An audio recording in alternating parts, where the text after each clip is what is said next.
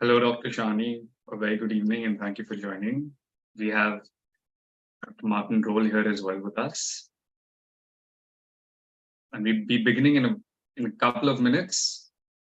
In the meantime, as I reiterated to all our attendees, there will be a Q&A section as well, post the speaker session. Please post your questions there. Our moderator will take those up, as well as a form will be posted on the chat.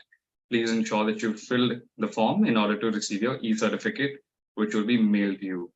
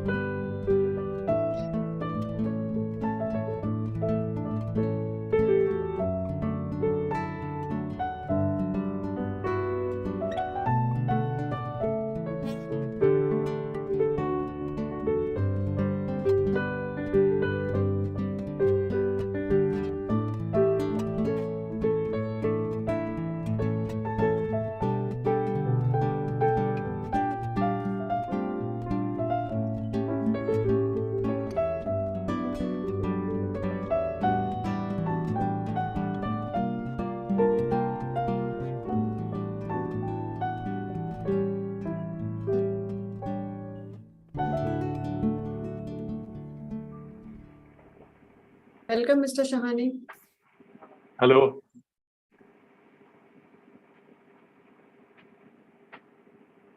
Thank you, Mr. Shani, for joining us. All the best for a great event going ahead. Thank you. Yeah, we have Mr. Martin Roll. I'm adding, yeah.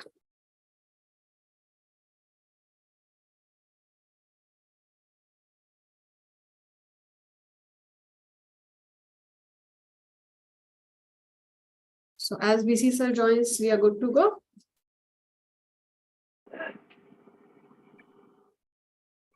So how's your day, Mr. Martin Roll, today?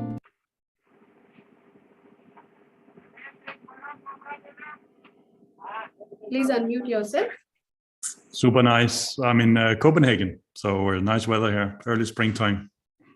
So I'll just introduce to our leadership team. We have a Chancellor, Dr. Indu Shahani here. A warm welcome to you, Mr. Martin Roll. Thanks a lot. Thanks for the invite. Pleasure to be here to open it. We have Mr. Ranjit Shahani, who is Great our to see you, Martin. advisor for Atlas Skilltech University. Thank you. We have our Pro Vice Chancellor, Professor Hina Thakkar here. Pleasure to have you with us, Mr. Roll. Thank you. Pleasure. And we also have some of our faculty members and students here. So, Banthan, I think in 2 minutes we are good to go. Fantastic. You can just by the time brief our participants about the general instructions. Of course. So again, a very warm welcome, and we'll be starting in a couple of minutes. As I mentioned earlier, there will be a Q&A section at the end of our prestigious speakers session talk. Please post your questions there. Our moderator will take those up and relay them to the speaker. We'd love for you to engage in that way throughout the session. Additionally, there will be a form sent in the chat post the session as well. Please ensure that you fill the form in order to receive your e-certificate, which we will mail to you post the end of the summit. Thank you, and we'll be beginning in the next minute.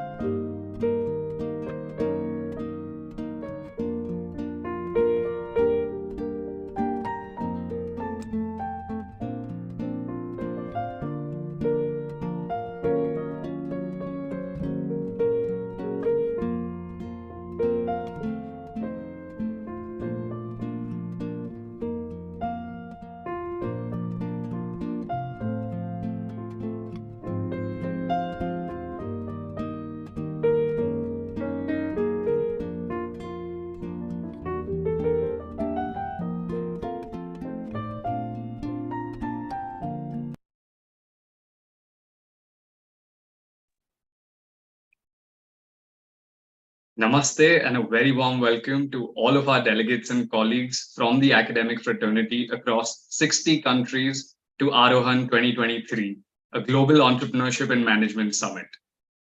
Before we kickstart the sessions, I'd like to introduce one of India's most innovative and dynamic institutions of higher learning, Atlas Skill Tech University.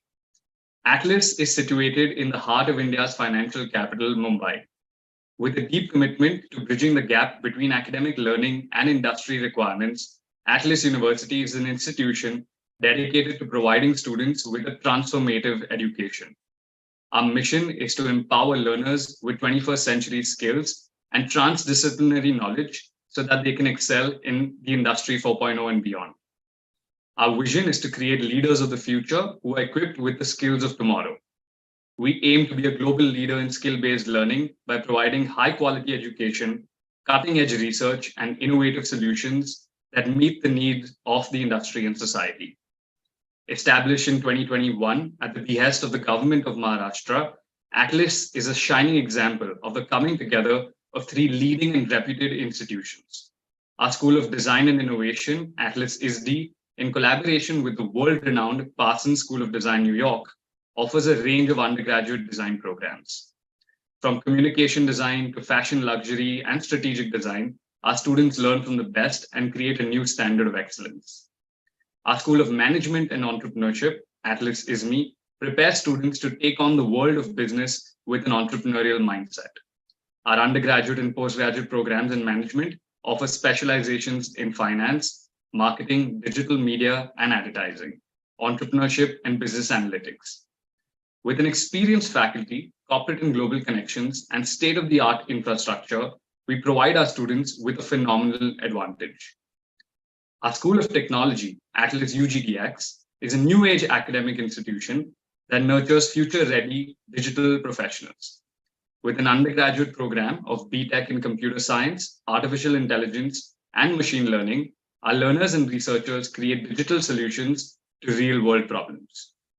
With flexibility in curriculum and content, our students can stay up to date with ever-evolving scientific and technological breakthroughs. Atlas is recognized by the University Grants Commission and the All India Council for Technical Education and is a member of the Association of Indian Universities. We have signed several MOUs with national and international organizations to promote research, innovation, and industry collaboration. Our unique location in the center of Mumbai, amongst 500 corporate organizations, enables us to adopt an intensive industry-integrated approach towards teaching and learning. With over 200 corporate partners, our students gain real-world experiences, awareness of workplace culture, and critical workplace skills through observerships, internships, and capstone projects. In short, Atlas is not just an educational institution, but a community of learners, innovators, and leaders. And we're delighted to welcome you to our Global Entrepreneurship and Management Summit, AAROHAN 2023. AAROHAN is the first edition of a global summit series organized by the Student Research Development Cell of Atlas Skill Tech University. The summit brings together academics, researchers, students, and industry practitioners to share and explore possible ways in which business models can be revamped and reimagining following the rapidly changing business dynamics. The event provides a platform for all stakeholders to analyze and discuss theoretical concepts, empirical research, and potential implications of emerging sustainable business models relevant to the 21st century. The summit offers multifaceted exposure to all participants in the form of research paper presentations, keynote sessions, and panel discussions by eminent speakers of global repute, besides providing networking opportunities to encourage collaboration. With this, I'd like to begin with the lighting of the lamp ceremony. This ceremony has been an integral part of different cultures and religions for thousands of years, and we are honored to continue this tradition in our virtual summit. As we light this lamp, let us take a moment to reflect on the power of light and the hope and positivity that it brings into our lives. The lamp lighting ceremony marks the beginning of our summit, and it is a reminder that even in the darkest of times, there is always hope. Let us all carry this hope with us throughout the summit, and let us work together to make a positive impact in the world.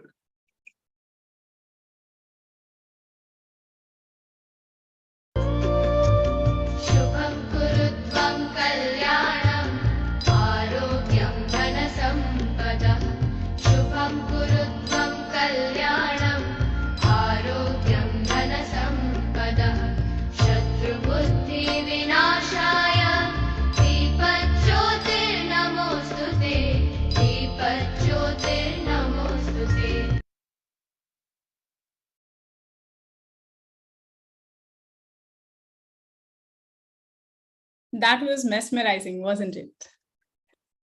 Namaste, everyone. I'm Chetna Asbe, a faculty of finance at Atlas University. And it is my pleasure to introduce to you our esteemed Chancellor and founding president, Dr. Indu Shahani. Dr. Shahani is a highly respected academic leader and educationist who has made significant contributions to the fields of education, leadership, and entrepreneurship. Dr. Shahani's extensive experience in academia and dedication towards advancing education has established her as a thought leader in these fields. Under her able guidance, our university has continued to strive for excellence and foster a culture of learning and discovery. She's a former sheriff of Mumbai and has served as the principal of one of the most prestigious institutions in India, the HR College of Commerce and Economics. Dr. Shahani has received several awards and accolades for her contributions to society and is a sought-after mentor for young entrepreneurs across the world. As an accomplished educator, administrator, and visionary, I'm delighted to invite Dr. Indu Shahani to deliver the welcome address at AAROHAN 2023. Ma'am, you'll have to unmute yourself, ma'am. Thank you.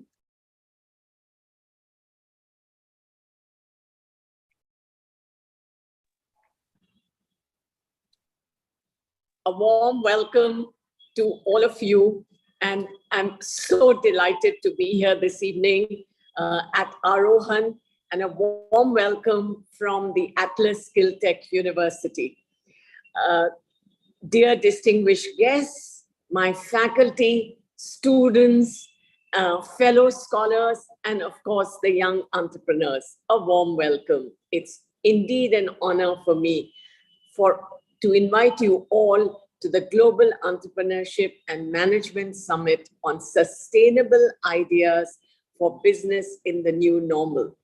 As the Chancellor of the Atlas Skill Tech University, I'm happy to be a part of this event that brings together some of the brightest minds in academics and in industry, and to discuss the pressing issue of sustainability in business.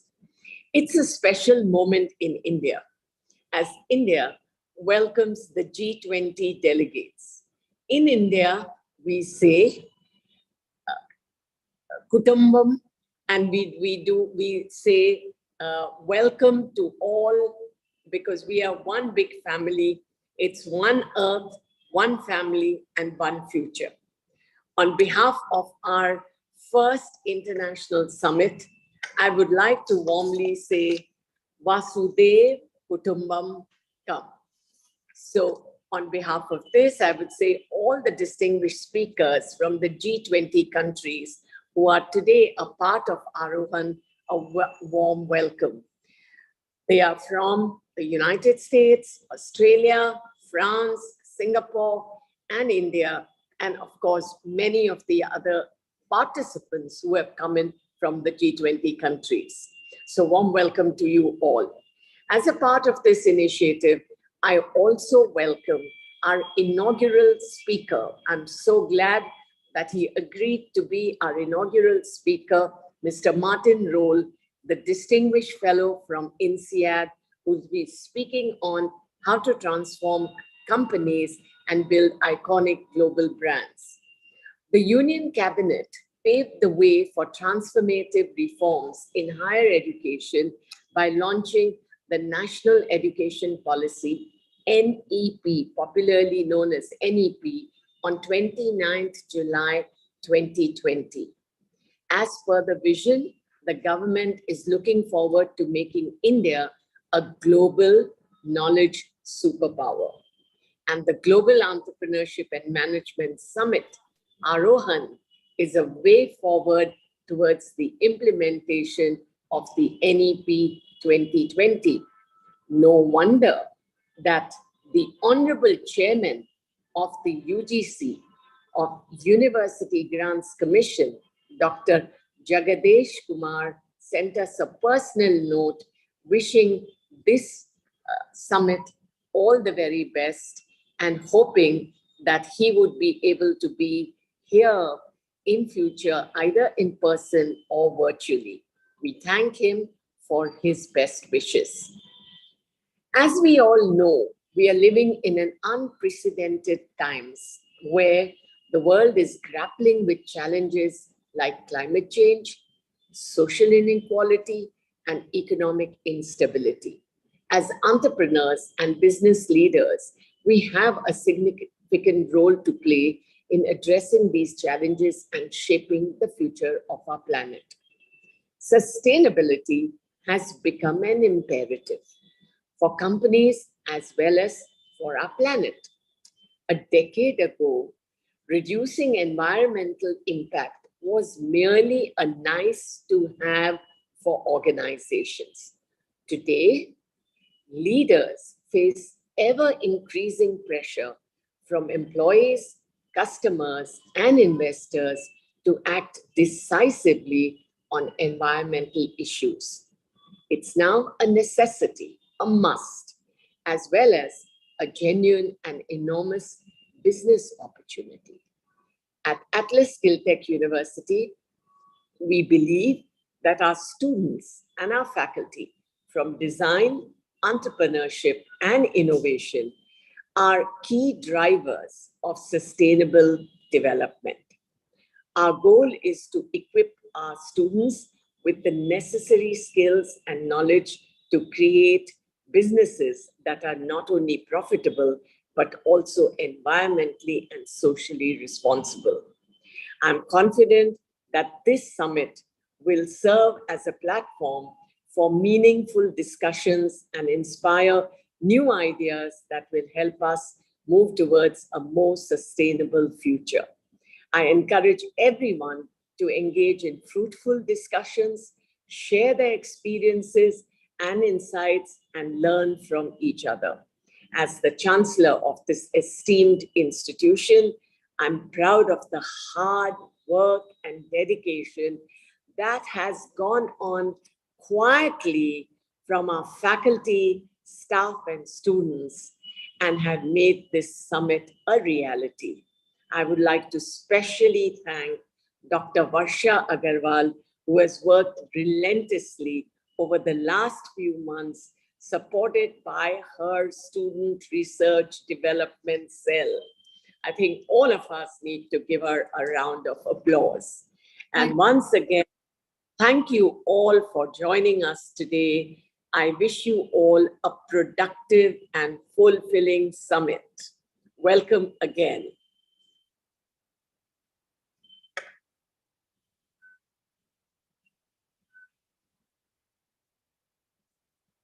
Thank you, ma'am, for this insightful and energizing start to this summit. I would request Manthan to take over.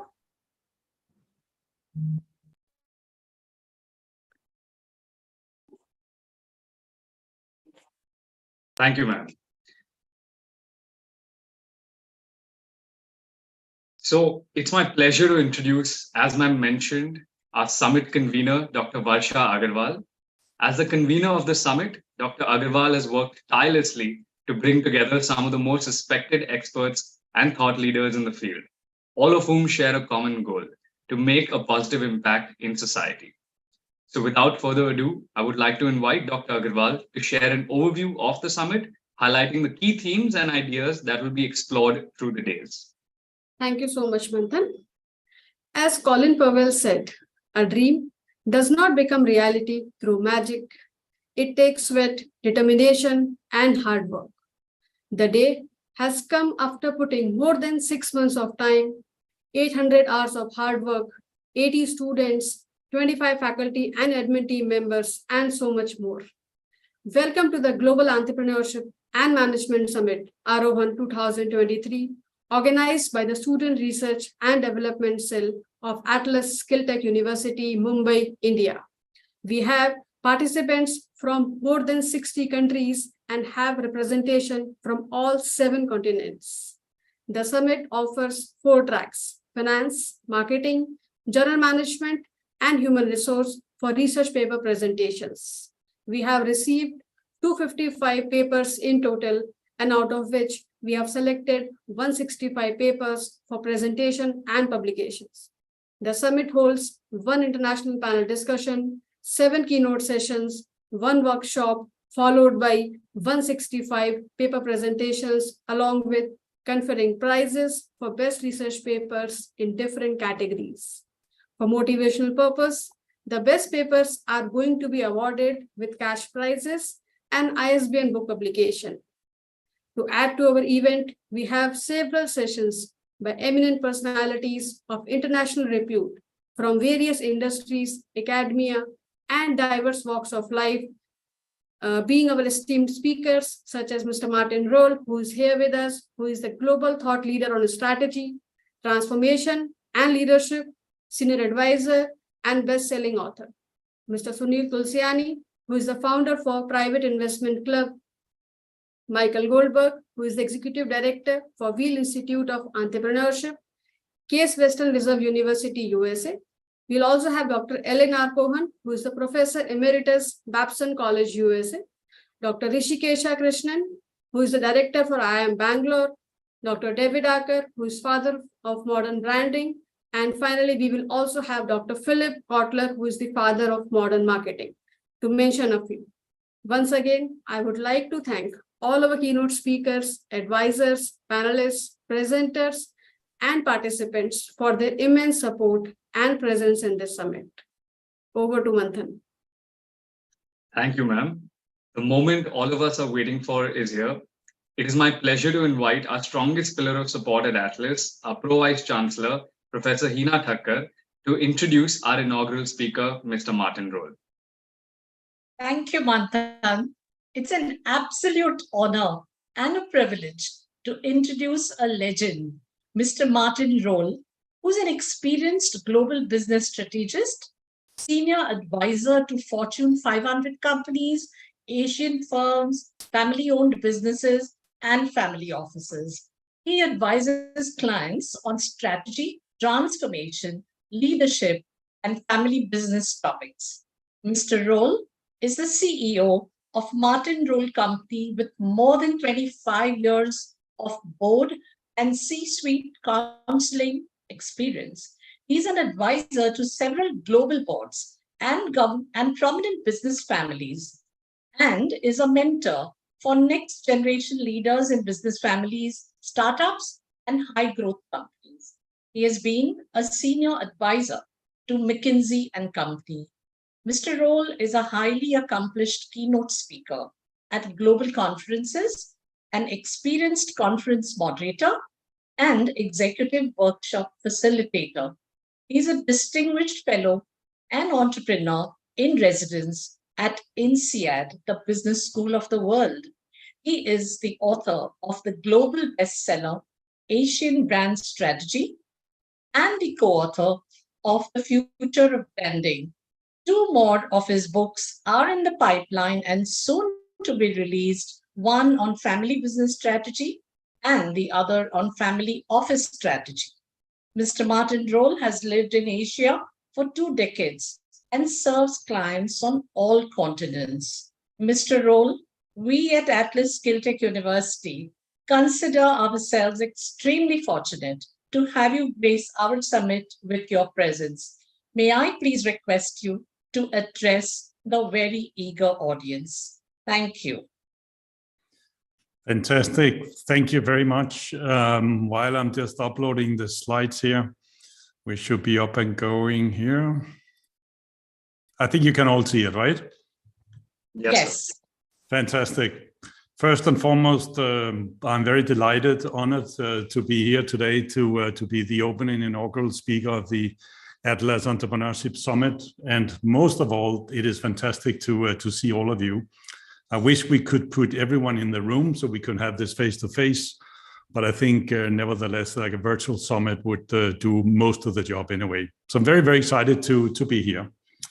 What I want to do today is to speak about a bit of my experience in terms of how do companies transform, which is a bit of a kind of a modern management buzzword, to be honest, but also how do you build global brands? And you can view brands in isolation. Sometimes it's done in a marketing department. You have a communication manager or marketing director shouting for the importance of brands. But in my world, for brands to work, it has to take place at the top level and it has to be cascaded, as we all know, throughout the entire organization. So that's kind of what I'm going to talk about today. Don't worry, you will have a lot of slides. I think I have around like 40 slides, and you will get a PDF after the summit or after my session by Atlas University and the organizer. So no worries about all the content and the models that you see here today. So super exciting to be here. Now, it is very easy to look at, let's say, from the Indian territory, look at the Tatas, look at the Oberois, look at an Apple brand, BMW. We look at all those brands and famous companies around us, and it's very tempting to say, I kind of want to be like that as well. But we have to be patient, because there's a very good quote from Peter Drucker here. Whenever you see a successful business, someone once made a courageous decision. And those decisions are primarily in my line of work, but I try to educate, convince, debate, nudge my clients to do. Because in order to become an Apple, or in order to leave the legacy of the Tata Group and many, many other companies in the thousands around the world across all cultures, we kind of need to pace ourselves, because success, brand success, transformation doesn't happen overnight. And I think this quote by Peter Drucker is kind of worth remembering, as you're also going to have your careers to take on. You're going to continue your studies. You might have your first job. You might already be employed somewhere. Think about, when you're trying to transform, when you're trying to strategize, what is it we as a team, we as an organization want to achieve in the coming period of time? So what I brought in here today is kind of what I call like my 5-step process. And I kind of like to have things in steps. Obviously, when you work as an advisor and as management consultant, you try to put things in boxes so it's a little more digestible, not only by the CEO or maybe the chairman, but sometimes my organizations in the hundreds of thousands, you need to rally everyone behind it. And the first part of that is purpose on the long-term lens. And I must admit that purpose for many years and throughout my entire life career, I guess, has been a bit of a fluffy word. We always used vision and mission. And in the last 10 or 15 years, we had heard endlessly about the businesses and governments, countries even need to have a purpose, and we all need to have a purpose somewhere. But does it really matter to have a purpose? It used to be the banner on the wall. You can walk into any corporation and you look at the backdrop in the reception, on the chair's office, or throughout the departments. Everyone has this nice statement on the wall. But does it really matter? I was very inspired by an article I saw in the October issue in 2019 of Harvard Business Review. And obviously many academics and practitioners have covered this issue. But there were a very, very good article that actually made the argument that having a strong purpose can also help to transform a company. So it's not only a, call it for lack of a better word, a useless statement on the wall. It actually provides meaning, it provides direction, and it provides result in the end. Whether you are chasing profits, whether you are chasing sustainability in this day and age, you need to combine all of it. How does purpose play in here? And the article had a very good example. And I've used this example along with many other examples, but I brought one of them here today, which is from the Finnish oil company, the Finnish energy company called Neste. Used to be state-owned, now it's partly private and listed. But very interesting story when the CEO some years back knew, like any other energy CEO, that you need to become more sustainable. Gone were the days of the fossil fuel, the oil, because we need to look at other ways of producing energy. And he wanted that to happen, the board wanted that to happen, but the company faced some kind of an internal inertia and resistance to change. And it's not that everyone in Neste did not want to become sustainable, because we all want to be sustainable, we all want to contribute to a better world, but it was just so hard to move a company with a legacy. And think about it, people whom have jobs in fossil, in oil rigs, whatever they have been doing, it's very hard for them to see, how do I kind of move into modern energy? But they actually produced a purpose. And the purpose were to become one of the leading renewable energy companies. And it took a bit of time. But now if you check out Neste, and there are cases and articles around Neste, and one of the examples is today they are running several test plants with airports around the world, including Singapore Airport, Changi Airport in Singapore, where they have a refinery at Jurong Island and do a lot of test runs, not only with the airport, but also selected airlines, including Singapore Airlines, and also with Boeing and Rolls-Royce, whom obviously are very important players, because if you're going to put some new type of fuel, sustainable biofuel, into the engines of the aircraft, you need to have Rolls-Royce and Boeing behind you, because they are the two leading producers of aircraft engines. So a very good example where purpose, yes, for a lack of a better word, it's a sentence on the wall, but it actually happened. It kind of helped the company to move forward to a completely new direction somehow. So therefore, when you come up with a purpose, it's kind of important also to enable people to imagine what you want to become. And it's so easy in this day and age, and I assume a lot of you have technical background, and I know the world, myself, leaders are shouting for younger students in the STEM education areas. We need more people in engineering, manufacturing, deep tech, all of it. But science can only do so much, because somehow when you come up with the data, 2 + 2 = 4, and this is the model, and this is the frameworks and the formula, but often when you try to set a new direction, when you try to break out of the mold, when you try to get rid of that inertia, resistance, comfort zone, you need to lead people along the way. You need to enable them to imagine how the world could be. And this is where stories come in. That was another article here. And an example I've seen myself, I've been a senior advisor to McKinsey for a few years. And during that time, Dominic Barton was the global managing director. And he would, like any head of a big consulting firm, would communicate to the rest of the organization. But I feel that at least during my tenure, that Dominic Barton were very, very, very good at it. He sent out emails to the staff, he shared his traveling, he shared what he, of course, could share from his point of view, but somehow through a very big management consulting firm, everyone felt that We knew what was going on, direction it was taking, what are some of the critical issues worldwide, and what was Dominic doing. And of course, Dominic cannot meet everyone because the company is simply too big for that. But he did meet a lot of people. One of his famous things that he actually did when he was in McKinsey, he left a few years back as global managing director, as some of you might know.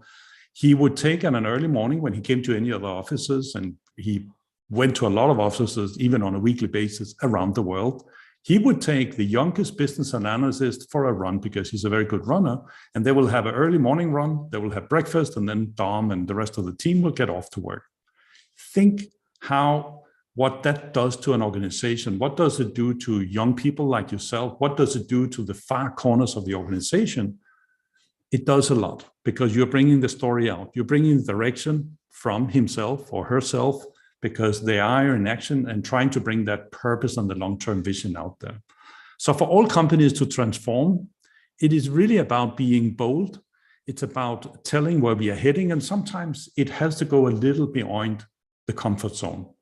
There's a famous saying by one of the legendary advertising moguls called Leo Burnett. He said back in the 30s or 40s, I can't remember, if you reach for the sky, you rarely get mud on your hands. Think about that. Your goal, your vision somehow has to be so big that it's kind of larger than life. But if I just achieve some of it, we might actually win altogether. So that's what purpose is all about. So that's the first step. The second step is about insights. How can we learn from global best-in-class companies? Because what often happens to companies and brands and to leaders and to myself, sometimes to some of you, we become a little complacent and arrogant because we know our field of science, we know our jobs, we know how things are, we have an entire take on the world. But as we try to gather a new purpose, as we try to show a new way, why don't we just start to look at what other companies have done? One of the best examples is from Spanish fashion retailer. You might be familiar with Zara and Massimo Dutti and some of the other brands that they actually have in 14, 15 brands in the portfolio, but it's a Spanish company that are originated in the northern Spain. And you could, if you go to martinroll.com, you can see my website in the lower corner. There is a website and there is an article on Zara if you want to look into that later. Think about Zara as a fashion firm. Zara, of course, has different cycles, at different fashion elements, at different seasons in fashion, depending on where you live in the world. But how does Zara keep fresh on the merchandise, meaning the design items? And of course, Zara has in the thousands of designers and merchandisers employed. But what they are very, very good at is actually to listen to no less than the customer. And this is all textbook. You can find it in all brand and textbooks. We need to listen to the market. We need to listen to the customers. But Zara is very, very good at it. And the way it works is the following. Imagine this morning in the Zara stores of Sydney, later in Singapore, in Tokyo, and then later into Mumbai, currently in the Middle East, now coming to Copenhagen, and in a couple of hours, New York and San Francisco. Younger women would start to walk into Zara and they will ask for pink scarves. Zara doesn't have pink scarves, but the store managers in Zara and store managers, excuse my language, normally store managers are the lower part of the hierarchy. They are not the chair, they are not the CXO leader, they're not even department heads, but they are running out there in the front line, the stores of Zara. But in Zara Inditex, and that's due to the founder, Mr. Ortega, he loves the store managers. He thinks that they are actually the most important people in the organization. So they are trained and also incentivized to listen to the customers. So you may be the customer that walked into Sydney, or you'll be the one that walked into the store in Mumbai or in Chennai or in Abu Dhabi, but the store manager will take notice and he or she would send it on an internal POS system to La Coruña in Spain, where you got Inditex headquartered. And imagine what happens. Maybe happened this morning, maybe tomorrow. The young product manager of Zara will come to work or see it throughout the day and suddenly see that chatter from the internal grapevines of all the stores, and they have certain software to pick that up. Because we are not talking about 5 people asking for scarves. We see a trend, and early on trends are nothing, but you got a logarithmic scale, and suddenly it starts to wildfire. And she is then authorized. That's a funny thing. She's not going to go to the owner or the department head. Hey, do we think that pink scarves are a good idea? No, she's authorized to design the pink scarf, to source it, produce it. And within 7 working days, you might have 5 or 8 million pink scarves in all the Zara stores. And whether this is in fashion, whether this is in food, other retail parts, services, experience, hospitality, think about in your organization and your walk of life, and you walk into the jobs and whatever you're going to do in the future, that's a very good example of how you're going to pick up trends from the customers, because often it's hidden in plain sight. You just have to have a system, and it has to be obviously in a very operational fashion, because otherwise the company might actually miss the target. And most of all, and I'm going to get back to that, that's all about the culture that you have in the company, and we'll address culture in the end of the session also. So much about Zara, but you could also think about Apple. Imagine you want to bump up your kind of your design style or your industrial design, or maybe the customer experience. Well, why don't we try to look at Apple not to take our retail stores or our airline or our offering of electronic products to become Apple, because you don't want to be just a Me Too product. You want to have a unique identity. But we could learn from Apple. We could learn from IKEA how they are handling customers. We could look at Lego, how Lego have done marketing. We could look at Siemens and Grundfos, which are some big industrial players. I would later speak about Singapore Airlines and so forth. That's always a good exercise. And the reason why that's a good exercise is that when you're changing companies, it is always back to the inertia and the resistance to change, which I talked about in the beginning. And when you look at other companies, not even from your own industry, this is where people's shoulders are a little more relaxed, because you're not somehow criticizing what you and your department or someone have done in the company, maybe for many years. And now it's time to let go. Now it's time to modernize, to be more tomorrow, to ramp up on digital. It could be anything, but you're not criticizing. And you are not, in some cultures, making some people losing face. So look at other brands, get inspired. And there could be a little dimension from BMW, from Tata, from any company that we can bring into our company, which is always a good thing in a workshop, in internal strategy works, and as you're laying out the plan somehow. A person that did that very well, listening to the customers, looking at the market, and of course, visiting competitors, were this guy. He's called Lindsay Owen Jones. He's an MBA from INSEAD from 1968, and he took up a job as a very young graduate in L'Oréal in France. Back at that time, L'Oréal was a very small company. He only retired a few years back. He ended up being first the CEO, group CEO. He later became the chairman, and now he's retired from L'Oréal. He's somehow the modern father of the L'Oréal, as we all know about it. And what he did and what he was very famous for were that he spent a significant time of his work week out in the markets. And, you know, many CEOs and leaders would sit in the ivory tower, would sit in meetings, endless discussions, often back in the headquarters, in the regional headquarters. Lindsay Owen Jones were different.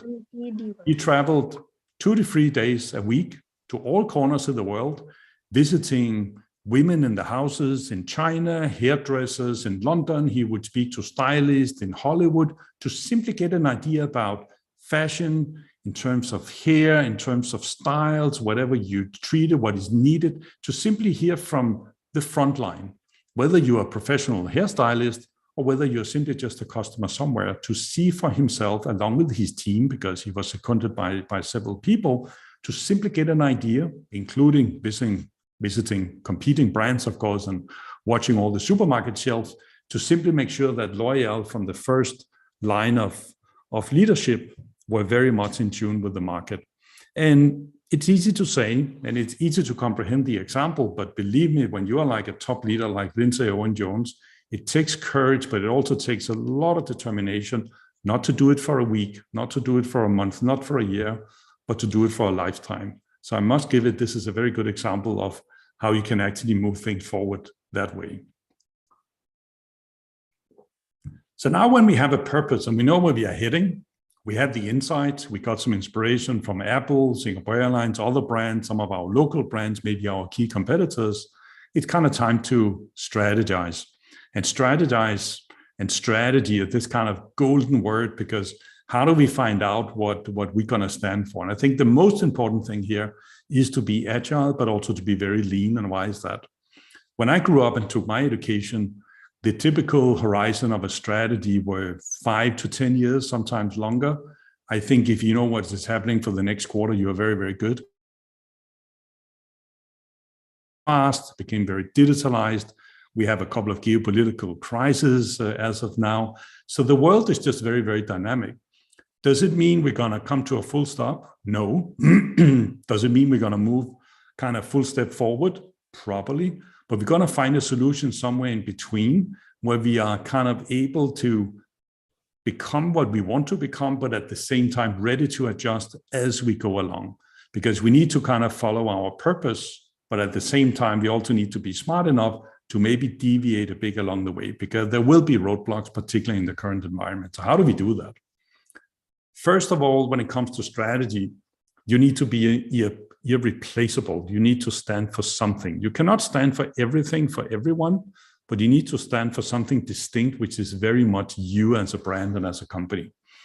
Chanel did that. Coco Chanel, she died in, I think it was 1971. Her business dipped for a few years, and later it kind of started to grow again. And as you all know, Chanel for decades have done extremely well as a brand, because they really she stood for something, and the people after her also find out that Chanel actually had a very bright future somehow. And you need to dare to do that, because standing for something may also lead to a thing where not everyone is going to like you, because those are not my needs. I don't like this style. I don't relate to the brand. So be it. It's very hard to build a brand that stands for everyone, for everything in the entire world. This is why I use my hourglass business model. You see it here. Why is that? Because it's very tempting when you do strategy to do what I call cylinder strategy. So you don't narrow it. You see in the middle what I call the strategic intent. This is where it starts to get kind of more narrow. You know, the time glasses where the sand is running through. Because in the top end of the model, before you start from the top of it, where I call audit and assessment, this is where you do what I just did. You're setting the direction, you're looking at insights, you are investigating customers, markets, products, services, you do your SWOT analysis, you do a lot of work to understand where are we right now as a company and as a brand, and where do we want to head. And what you do when you strategize, you start to narrow it. And this is the tough part. And this is probably where I fight the most. This is where most of my work relies, because I often have to convince my customers and my clients worldwide that you're going to cut out on the strategy, because everyone wants to stand for kids and for young women, for adult women, and for men, for boys, everyone. They want to cover all segments, but often you can't. You need to be a little more distinct. Think about Coco Chanel. So what you do in strategy, you start to narrow it. You had this broad kind of view in the beginning, in the top, but as you start to strategy, as you start to tell who are our customers, what are we going to give them? What are we going to tell them? Why can we claim it with a great purpose? Why do we have a cost advantage? Why can we build a brand around it? And in the end, through this process called the strategy process, which is very much back and forth, you arrive at the strategic intent. And of course, the strategic intent is not going to be so narrow, so you're only meaningful to 3 people in the world. You need to have a critical mass, but you need to be distinct enough for you to compete in a market, which we all know in most categories, if not all categories today, are really cut through competition. And this is the most daring part, and I guarantee that all of you throughout your life career, in whatever aspect and whatever walk of life you're going to turn into, you're going to have a challenge with the strategic intent, because it is so tempting to try to widen it a bit. Can we just add that? Could we add another country? Can we add another product? Can we add another little subsegment? Well, you can. The issue is you might just in the end ending up standing for nothing for nobody. So narrow it in. And the reason why you want to narrow it is once you get to that little green point, which I call the strategic intent, we are the brand that want to achieve the following because we can do it, we can claim it, blah, blah, blah. This is where you can start to execute it. And this is where you see the hourglass starts to broaden it again. Because when you come from a position of strength, when you come from a position of clarity, this is what I want to stand for. Then you can start to, first of all, market it internally, and you can bring it to the world somehow, and you can scale it up. You can go to a lot of countries, you can reach a lot of people, but you have done your homework and you're kind of narrow enough to understand what you stand for. And this is the most important thing when it comes to strategy. I hope you will note my words. I am pretty sure along the way, you will find yourself fighting this issue in a research team meeting, in the lab, in a discussion with your boss or peers and other people. You surely would see this happen as you go along. So strategy is about finding your own model. And I normally say you need to be on this line between full intuition and kind of full science. Obviously, being completely intuitive on what you want to do with your brand. This is probably what entrepreneurs are all the time, comes to entrepreneurship. Sometimes entrepreneurship is simply just a bold idea, going against the stream, not following the mainstream, and just simply doing it, and then it ends up being a very good success.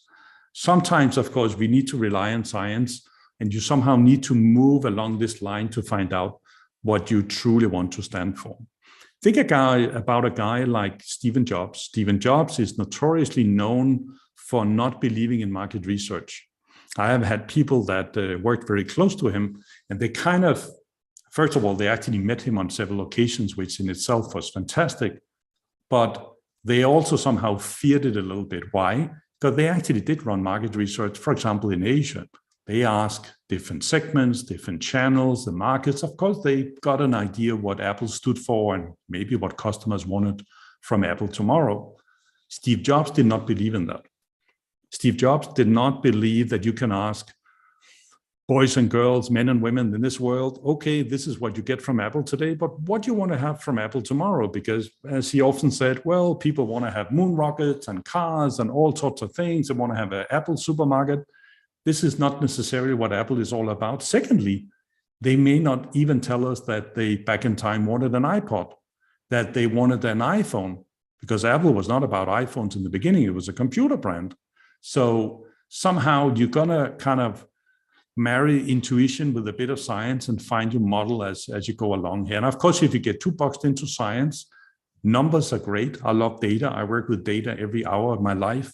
But sometimes data can also be very deceiving because they might blind you somehow that there is a future a little beyond the data. Sometimes you don't even have data of the future. So you might head in the wrong direction. So as you strategize, that's another add-on to the model. Where are you on the intuitive side and on the science side? Think about a company like Lego, which is very close to where I'm based right now here in Copenhagen. They are originally from the province of Denmark. And 20 years ago, Lego is a company which is founded back in the 30s. It was a wooden toy company. They explored plastic in the 60s and 70s, and of course took off as a kit brand for many, many years. They were then struggling in the early millennium because what happened during that time were that the world were becoming very digital. And you got the rise of the PlayStations and the Nintendos, and you got the iPads, and everything became very electronic, even for kids. Some kids even got a mobile phone. And Lego's sales did not do very well. So Lego for years have tried to run after the digital world, tried to invent certain things in the electronic games and all of that, and just realized it somehow didn't work out. So they hired a team from McKinsey. They identified the chair because it's family owned, actually identified a guy from the McKinsey teams called Jørgen V. Knudstrup, and he came inside Lego as a strategy internal consultant and later was named the CEO of Lego. And what he did, and of course he did a lot of things because when you're trying to rescue and you try to reinvigorate a company, you do a lot of stuff at the same time, real time. But one of the things he did were he went back to the core of the business. He went back to the old drawings, to the old manuals, the old design and packaging. And he kind of realized that Lego had lost a little touch with the basics, with the core of what Lego was really all about, which was for kids to imagine, to envision, and to create their own things. So he went back and made sure that Lego had much more of the original toys. Even there was this famous example of a fire truck. And I guess in most of the countries that you are from, fire trucks are generally red. In the US, sometimes you got white fire trucks. In the airport, sometimes we often have the yellow fire trucks and so forth. But fire trucks, as a general notion, tends to be red. He looked at all the fire trucks of Lego and they didn't really have white fire trucks. Lego had somehow over-engineered the fire trucks so they became more like Star Wars spaceships. So he went back to the basics. He actually created some red fire trucks, which were primarily inspired by some old packaging, and then he modernized it. And it sold very well in the United States, which is a very big toy market, and almost the rest of history, because he got back to the core of the brand, back to my hourglass, and then from there, they started to reinvigorate the brand and the company. And you look at Lego today, now some 15, 20 years later, Lego have gone through a lot of changes. It has become by far the most valuable and by far the most successful toy brand for kids out in the world. So sometimes when you're going to transform a company, you're going to be daring enough to go back to the core. And of course, we don't want to chase after the legacy and yesterday, because we know it has to be modern. We need to move on with the world. We can't sit and be complacent and old-fashioned and risking of losing out. But sometimes when you do transformation work in a company that has roots and legacy, Lego has legacy, it's back from the 30s, coming to be almost like 100 years old by now, in 10 years' time or so, you really need to be daring enough to revisit what you have in the library. And sometimes it's also about weaving culture into where you come from. There's a topic which I'm not going to explore too much today, but that's called country of origin. This is where you are from, made in India, made in Germany, made in the US, made in Hollywood, and so forth. And of course, Lego coming from Denmark, you don't buy Lego because it's made in Denmark. I guess most people nowadays wouldn't know about it. But often think about if you were to buy a car and I told you, what would you think about a BMW or a Volkswagen and a Mercedes? And without knowing too much about your brand choices when you're going to have your cars or the cars you currently have, most people wouldn't reject too much to German quality. And why is that? Because they have built up this notion of German manufacturing, quality, kind of the German values that supposedly are infused into the products. South Korean products were not very known around 20, 25, 30 years ago. And Samsung obviously have a lot of roots and legacy, but they didn't do very well until the 90s. Because they started to explore, along with the rise of Korean manufacturing, you got this trend that started to emerge out of Korea, because Korea traditionally have always had a very strong art scene. They have had a very strong movie scene as well, videos and a lot of other stuff, but it wasn't really rising to the surface of Korea, which also used to be a controlled dictatorship until 1989. After that, a lot of these kind of bans and restrictions were lifted, and suddenly all this popular culture and movies and everything started to flourish, music for that matter. And the Korean wave, called the Hallyu, started to rise. And I know the Hallyu has do very well in countries like India and many other places. And if you ask most South Koreans, they often tell me, what's the big fuss about it? But you look at the movies, you look at the beauty industry, you look at the electronic games, you look at music that comes out of think about BTS or women singers and so forth. Huge billion-dollar industry, which is supported by the South Korean government somehow. So it of course it came out of a trend, but it has also been supported by billions of dollars from the top ministry in Korea to make sure they do that. And why is that? First of all, it created an industry in itself worth billions. Secondly, it started to add some body and texture to the brands of Korea. So the reason why you see the rise of Samsung and the LG and the Amore Pacific with the Laneige brands and Sulvasu brands, they have a huge skincare. They actually have several skincare companies in Korea, competitors to L'Oréal and Shiseido, is because there was something more to the country where the brands come from. Because if you don't know a brand, you would ask where you're from. Why can I trust you? What are you all about? What makes you different? Well, more people today compared to 25 years ago would know what Korea is all about. So I would argue the Korean wave is one of the most important things that has happened to South Korea in the last 25 years. It has really, on a society level, moved the country forward. So strategy is done, but strategy is strategy. It normally sits on the paper. It sits in a PowerPoint presentation. It could be staged by the leadership on a video, but it doesn't mean anything is going to happen to the strategy. So how do you bring it to life? How do we make sure everyone in the organization is going to stand behind it, believe in it, and on an everyday basis, I would say almost relentlessly, How are they going to bring it to life somehow? That's what kind of the organization is all about. This is where we bring the strategy to life. Think about Nespresso, where suddenly they took a company that, you know, it's owned by Nestle and they do a lot of food brands and coffee brands and so forth.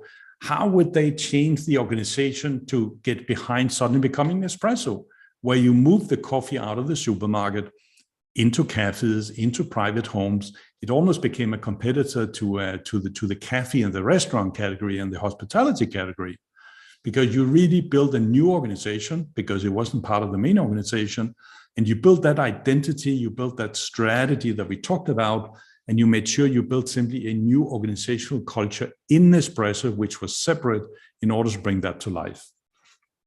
And one of the best examples in kind of recent years is actually the change of DBS Bank. Some of you might have heard about the Development Bank of Singapore, which is one of the old legacy banks of Singapore. And in all respect, I don't know whether we have any Singaporeans on the line here today, but it used to be a very conservative, a little old-fashioned, a bit of a kind of a boring bank some 20 years back.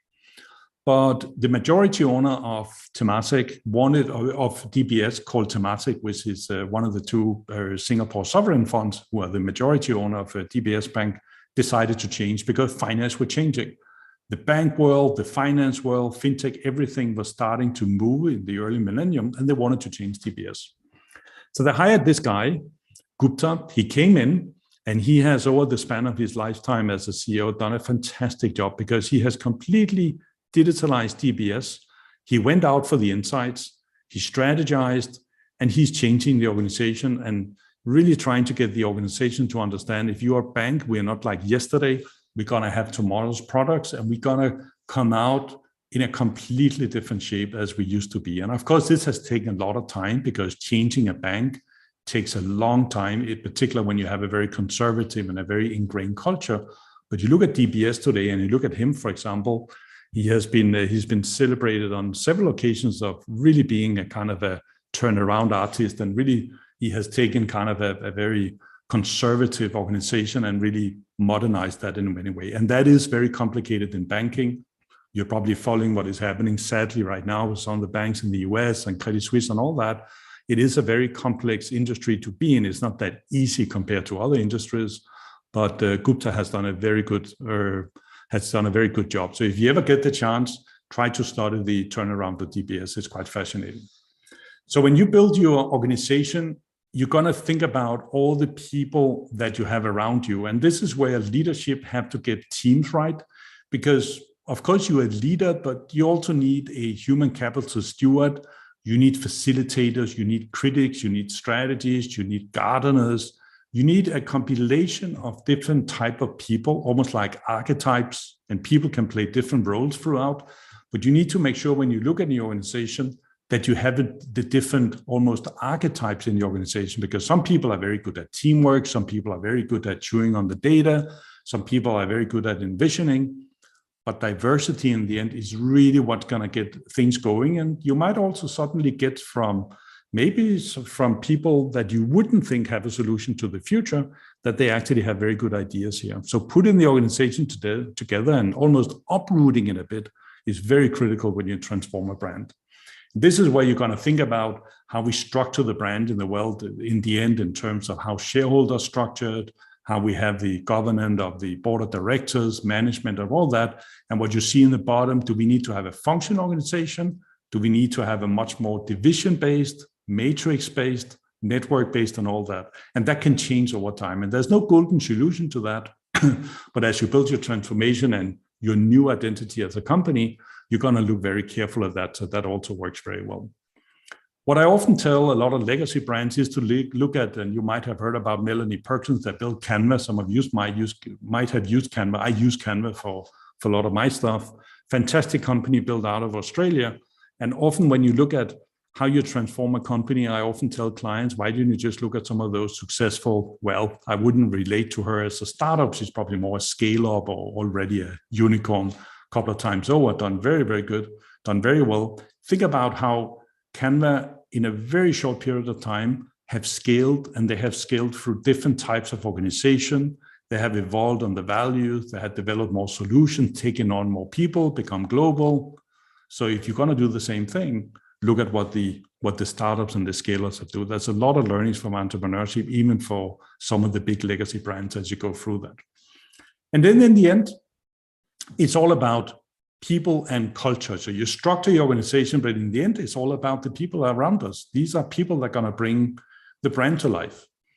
One of the best examples I've seen is Singapore Airlines, and I've used the examples all the time for the reason being, it is not that complicated to operate an airline. Of course it is. If you need to be a pilot, you need to have education, you need to have thousands of hours of training and all of that. So of course it's a very complex organization, but in the end, what does an airline do? Well, it shuttles people from A to B. Singapore Airlines have gotten beyond that because they decided very early on to really go into hospitality. First of all, to deliver great service, a great way to fly, which you might have heard the payoff they have used since the 1973 when they started. But they also decided to be very innovative. So you see the Singapore girl in the upper left corner. This was the first ad from October 73. First airline to fly directly from Southeast Asia to New York back in 2007, I think it was. And the first one to fly the A380, which later became an aircraft of choice by many, many different airlines. They also decided they were the first one to brew a real coffee on board the aircraft back in the 70s. And today you think about, well, airline coffee, is it good? Is it bad? Most of them have an espresso machine and all that. But you go back at that time, coffee in the air were not that developed, and they actually suddenly served, not only on business class, but in all classes, a really good Italian brewed coffee, which obviously made a lot of inroads and a lot of noise at that time. But when you do that, you need to keep innovating all the time, and they have surely done that. But what they're very good at is to keep up the service level on the individual level. And I'll give you one example. I did a lot of work in China some year back, and on a late Friday, early evening, I flew back to Beijing airport in order to grab Singapore Airlines on the night flight to Singapore. I never fly in a suit. I fly very casual. You will see me in t-shirt and jeans. I don't want to sit in my suit in an aircraft. It crumples and not very comfortable. So I walk up to the gate, and the manager in the gate, "Oh, welcome, Mr. Roll. You can just board." And you got some 400 people waiting at the gate, and they asked me just to board. And I was like, okay, fair enough. I walked out, some kind as a lonely person in the airports. There was nobody boarding the aircraft. I went to the door. There was nobody at the door. I walked into the aircraft, and I was greeted by the steward. "Oh, good evening, Mr. Roll. Welcome on board Singapore Airlines." And I was completely flabbergasted because almost nobody knew that I was boarding. I sat down in my seat, and the second after I got seated, the steward came out of the pantry, and these are the newspapers you saw that he put in front of me in the seat next to me. And for Mr. Roll, a warm welcome back. And think about that. Why would that happen for a brand? Is that because they like Mr. Roll, because they know who I am, because I was the first one, because I was flying in business class? No. It's all about the training of the people behind it, that you decide that you want to be a service-based brand. And this is about developing what I call care-wise. And here's the theory behind it. Think about your first job. That's the upper one. After a short period of time, you know what to do. After a while, you know how you do it, and you end up 3-6 months later, you know why you're doing it. You have what we call systems understanding, meaning you have experience, you use your experience, and you use your intuition. This is what you're employed to do. This is where you're 100% successful. This is where you get your bonus.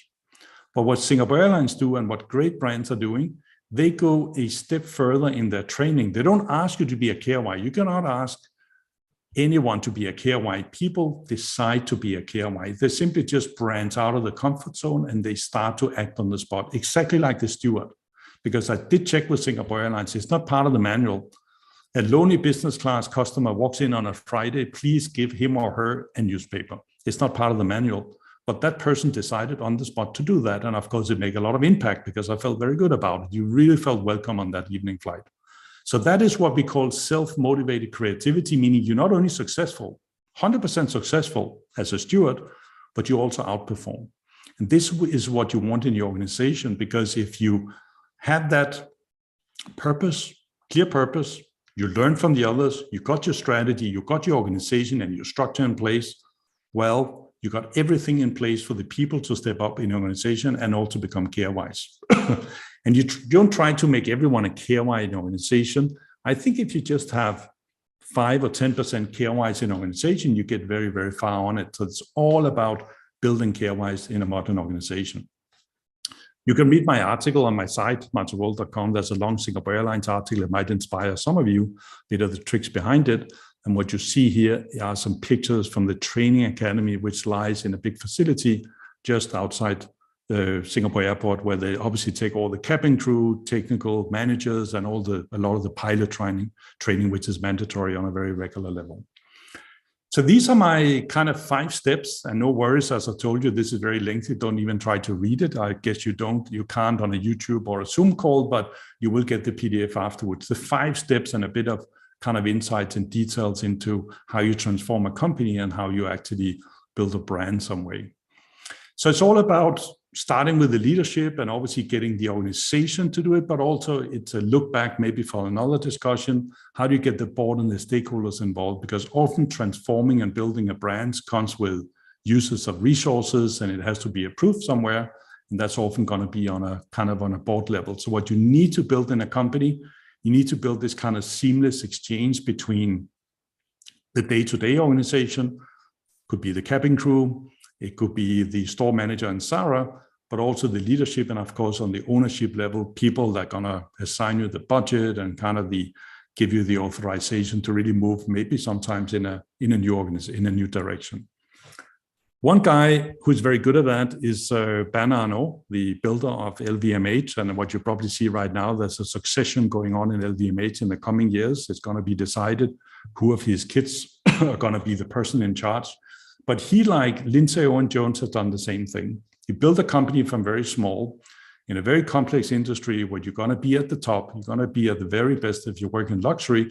And he also travels the world and does that a lot. Somehow he does, or his organization, do exactly as I told you around the 5 different steps, because he constantly revisits the purpose of LVMH.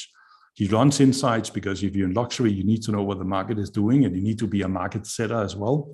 Strategy, organization, and people. In the end, the level of service and the ambient, the feel you get when you walk into any of the brands under LVMH, LV included, how you're feeling as a customer. It's all about what people are doing to you. So he somehow lives what I have told you here today.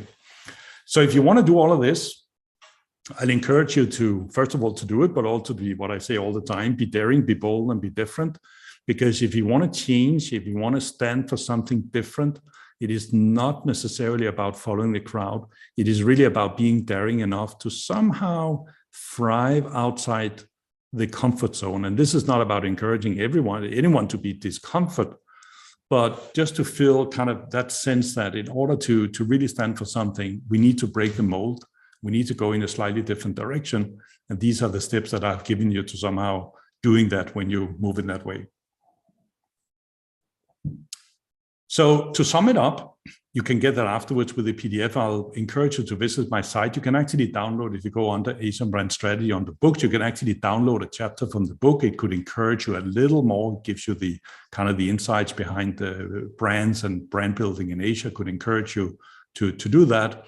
I'm also working, what you heard in the kind intro, I'm working on a new book on family business strategy. How do you build a strategy for a family-owned company? And 80%, 85% of the world firms are actually family-owned. How do you do that when you're a family company? Think about India for a start. You've got a lot of family-owned enterprises. How do you do that? Same with family offices, which obviously is kind of the section of family firms as well, because this is often where you got the holding level. And you know, the rise of the family offices, another topic for another day, could also be very exciting for some of you. And then most of all, I'd encourage you to visit my site, most of all because you'll find a lot of insights and it's all free. There are hundreds of articles in there. So as a student and wherever you are in your life journey, it could encourage you to see some of the insights in there and make a very good use of it. As I said, you'll find articles on Sarah, Singapore Airlines, and many, many other brands. So this is what I had to share with you, and now we'll hand it over to a bit of a Q&A. I hope it motivated you. I hope it inspired you. I know there were a lot of stuff in 45 minutes, but make sure you get the PDF afterwards so you can keep the slides and the models as you move on. And I'll take the slides out here. Thank you so much, sir, for gracing us with your knowledge and sharing your insights with everyone today. For the next segment, I'd like to invite our Executive President, Mr. Siddharth Shahani. Thank you, Manthan. Thank you, Martin, for a very engaging and really vivid, talk.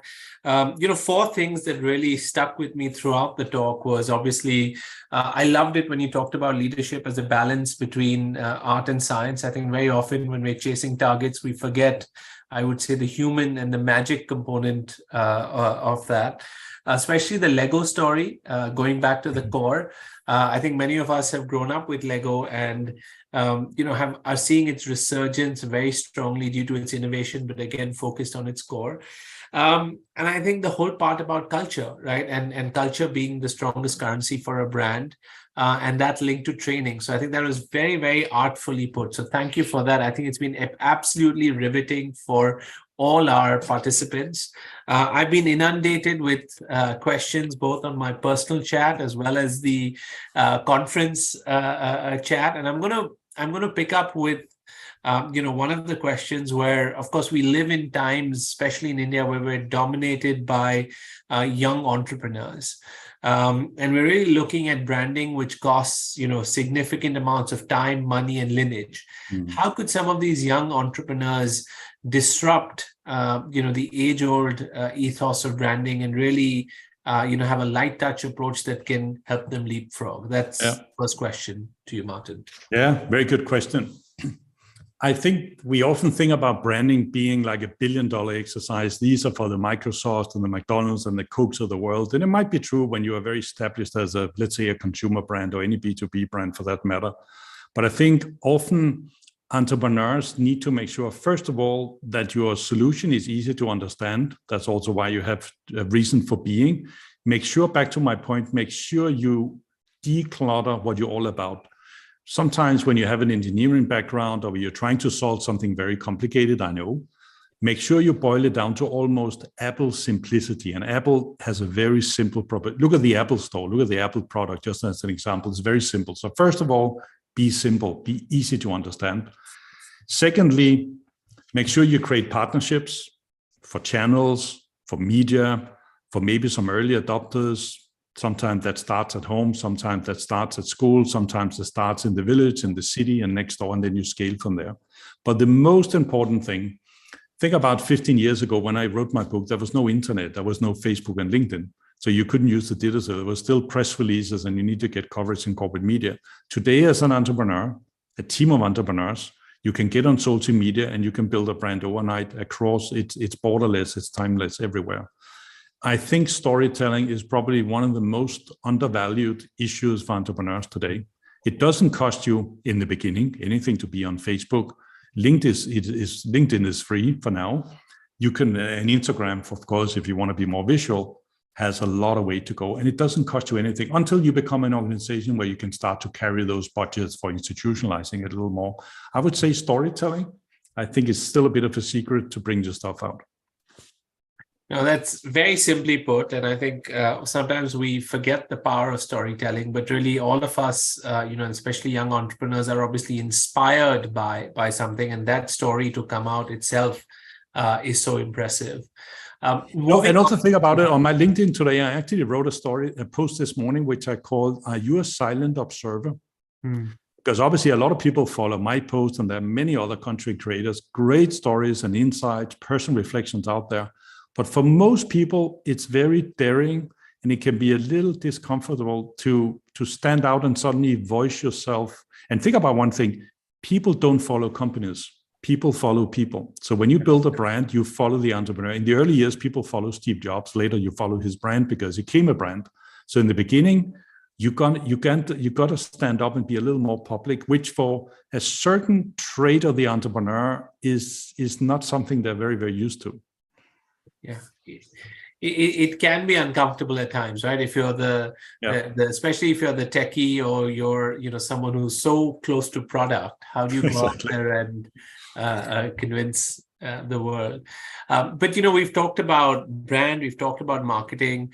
Really wanted to ask you about new age technology. There's a lot of proliferation of new age technology like virtual technology, augmented reality. How does an organization invest in these to really take their brand and market voice forward? This is a question by a professor of strategic design management from our school, Professor Shamik Srivastav. So technologies and brands and investment in new age technologies. Yeah. And we are probably at the early beginning of it, so most people don't have an answer, but I would say learn to dance with it. Because it's not a given that Web3 or whatever other universes that we have, it's going to be part of it. What is a ChatGPT? What is it going to do to brand builders? What is it going to do to corporations, to our lives? I mean, yet to be seen. We don't have the answer 10 years from now. I think the answer will come much, much quicker. So if you're a brand, depending on who you are, because if you are a brand which is a little more agile, a little more young, in an industry where you need to be more dynamic, I would obviously embrace those new technologies. And I would not necessarily try to be picture perfect, because you probably can't. There will be another technology tomorrow and another platform will be out of business a year from now. That's what I said, learn to dance with it. But by trying, you're going to illustrate to your customers, your clients, your stakeholders that you are at the forefront doing it. And you're going to adjust as you go along. Whereas if you're much more in the legacy business, if you think about, the car brands, if you think about most of the luxury brands, luxury is not necessarily first with the latest. Luxury is actually slightly conservative. You don't necessarily have to be involved with all the modern technologies at once. Look at LVMH. They were very late to the table in digital. They were very late to the table in social media. Did it hurt LVMH? It's a money spinner. It's one of the most profitable companies today. But it also comes with the very nature of what your brand is all about. So you're going to look at what your brand proposition is, but it never hurts to test it. But to fully go into it and almost like disengage from, I would say, more traditional channels, I think that would be too risky. And I will be very careful about it, because I think the new technology channels and methods and things that you can get, that there's so many things going on, and you might end up not having one technology winning. And the problem is you can bet on the wrong technology. So test it, but be very agile, but also have a deep understanding what you are, because it's not necessarily for all brands to be, the latest with the first with the latest necessarily. Yeah. And also, as you said, what their brand stands for, right? And whether that's a match between the medium used for marketing versus what it holds.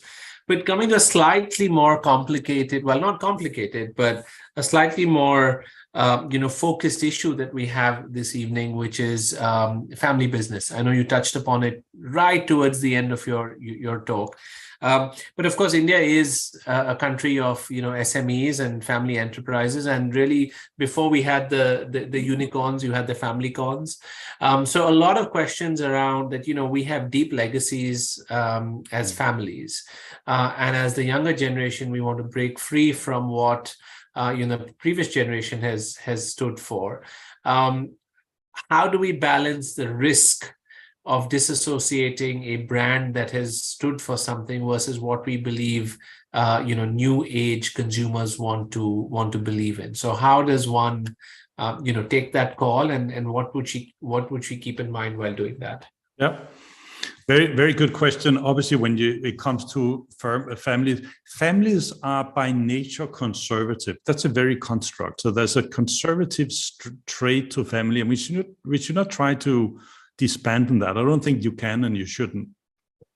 But if you look at the most successful family-owned brands, I mean, the oldest family-controlled brand in the world is a Japanese Hyoshi Ryokan. It's a Japanese bed and breakfast. And we have in Europe a lot of the legacy brands from the 1600s and brands that are 100, 200 years old. They did a lot of things right during the years, and they did a lot of failures and had a lot of mistakes and roadblocks. But one thing that did were they kept renewing. And that's what every generation has to do. Just because, imagine you come back to a family firm and you have, as you said, you are one of the large family-controlled environments in the world. You have tons of family-owned firms in India. when you come back there, it's not only about doing, if you as a new generation starts to come back, it is not about just doing what mom and dad, uncle and auntie necessarily did. It's not about revolution all the time. So we have to be respectful. But in order for that brand to be relevant, you need to renew it. And renewal means innovation, but it also means somehow upheaval. It means tension. It means there's an embedded conflict, because when you renew something, there's a risk in certain cultures, including the Indian maybe, that you are alienating some of the seniors to say, well, what you did for the last 40 years was great, but now we got new times. But over generations will learn. That's what they have always done. So don't dare to renew it, because just because you're family controlled or family led, you are not kind of sealed from competition. There are people that are ready to eat you for lunch. So you have to be market competitive. Wow. I think for a lot of our students who are on this evening, they're actually trying to bridge that chasm from, taking their family business into, I would say, the new, decade. But I think that is something that they'll keep in mind. Because think about it, why do family firms go out of business? It is mostly because they got stuck in the past. Lack of change. Change is good. It's the way you do it, and you need to communicate, and you need to do it over time. You need to be respectful to seniors. It goes with all cultures, of course. You're not going to argue with granddad and your mom, but somehow you have to. You need to, if you don't have that tension, all successful family firms have tension. Why? Because they know they need to keep renewal going all the time. So don't hesitate. And sometimes that's the best justice you can actually do to a family firm. I'm not saying you're going to go back home and become the next generation, but if you do, you have a great job to do, and you're going to be heard. You have a lot of important stuff to contribute. And having that courage, right? I think that's what's so important. Huge thing. Yeah. And, we've talked a lot about technology. We've talked a lot about culture. How does one balance in today's day and age being, how does one go about creating a socially responsible brand? So how much, maybe I'm in fashion, for example, which is one of the most polluting industries in the world. And at the same time, I really want to change the world, and therefore I want my brand to be socially responsible. How do I go about, doing that? And what are some of the things I should keep in mind, irrespective of what, it's great to be in the clean air business if you want to be today, but sometimes we just have businesses which may be inherently polluting or are just turning the page. How can we go about really looking at building, or how, if we want, to transform our brand into a socially responsible brand, how does one start thinking about that? Yeah. Very good question. I would say, depending on where you are in that journey, the first thing, because you are already scrutinized as a brand. All brands these days are scrutinized for sustainability, ESG, and so forth, all of them.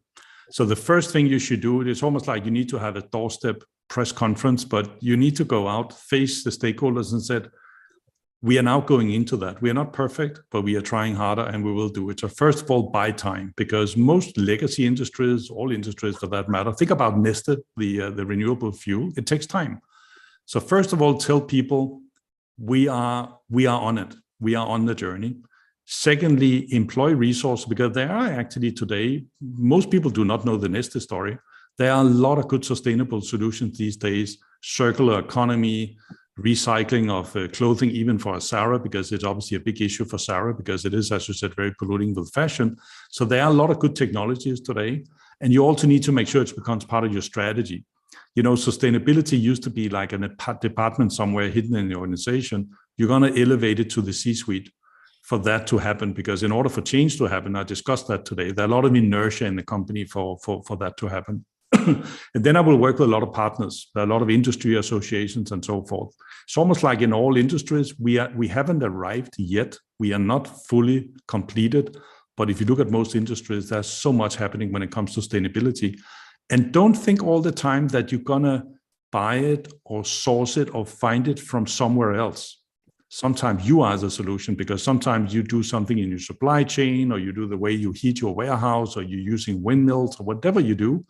You might be the change that other people are going to look at as well. Sustainability has always been like that is kind of someone else's solution. but you could be the solution to that. And there are a lot of good examples of that too. No. So, Martin, we could go on and on because the questions keep coming, but I know we have a tight schedule here. So on behalf of everyone, really want to thank you for your time.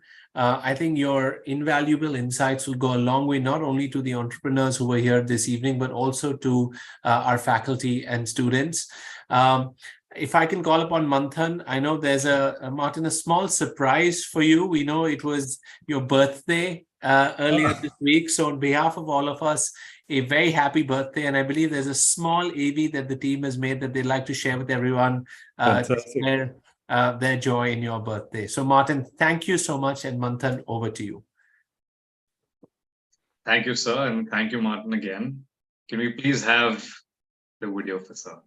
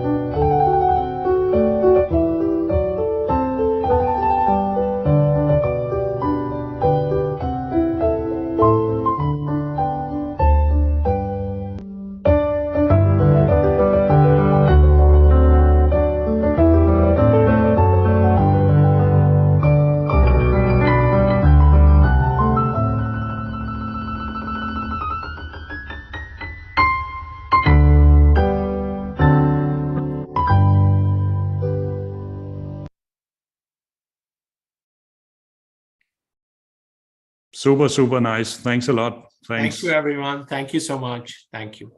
Thank you. Thank you, sir, for joining us. MC can take over now. Dr. Eileen is there with us. Hello, Dr. Eileen. And hello.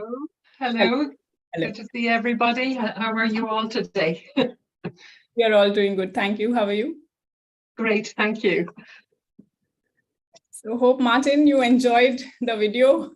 And thank you, Martin, for that brilliant session. Surely did. Thanks a lot. So as we move ahead, I would just like to remind everyone that we have posted a form in the chat box, and I would request you all to fill this form in order to obtain your e-certificate. All e-certificates will be sent to you by email after we conclude the summit. And during the speaker session, I request you all to post all your questions in the Q&A box, and our team will relay them to the speaker at the end of the session. So moving on, it is my pleasure to introduce our next keynote speaker, Dr. Eileen Sommers. As the Executive Director of GEM, Global Entrepreneurship Monitor, since 2019, Eileen's main objective is to ensure that GEM is increasingly perceived as the world-class reference for data-driven entrepreneurship knowledge and expertise. Eileen is a highly experienced academic researcher and has authored books, case studies, and articles. Before GEM, she has spent 3 years as an Associate Dean of Lausanne Business School, working on embedding entrepreneurship and sustainability in research, undergraduate, executive, and doctoral programs. For 15 years, she was the director of a membership-driven research platform at International Institute for Management Development, IMD, a top-ranked business school in Switzerland. There, she directed collaborative corporate sustainability research projects involving 60 global companies and ran multi-stakeholder thought leadership events. Prior to IMD, Eileen spent 13 years in program management at WWF, heading their program operations for Latin America and Africa, and ultimately their global operations. She holds a PhD, MA, Diploma in Education from National University of Ireland, and an MSc from Imperial College London. Eileen is a certified Tavistock coach, design thinking facilitator, and change management consultant. As a strategic food industry innovation expert, Eileen participated in the Google Food Lab, a network for leading thinkers to apply their knowledge and passion towards imagining and shaping the future of food. I would now invite Eileen to kindly deliver her talk. Thank you very much. That was a very, very kind introduction. And I'd like to thank Dr. Indu Shahani and Dr. Siddharth Shahani and Dr. Varsha Agarwai for the opportunity to talk to you today. It gives me great pleasure, ladies and gentlemen, to be here. And I'm just going to share my screen with a presentation so that we can get things going. Okay, is that visible, I hope, to everybody? Yes, it is. Okay, excellent.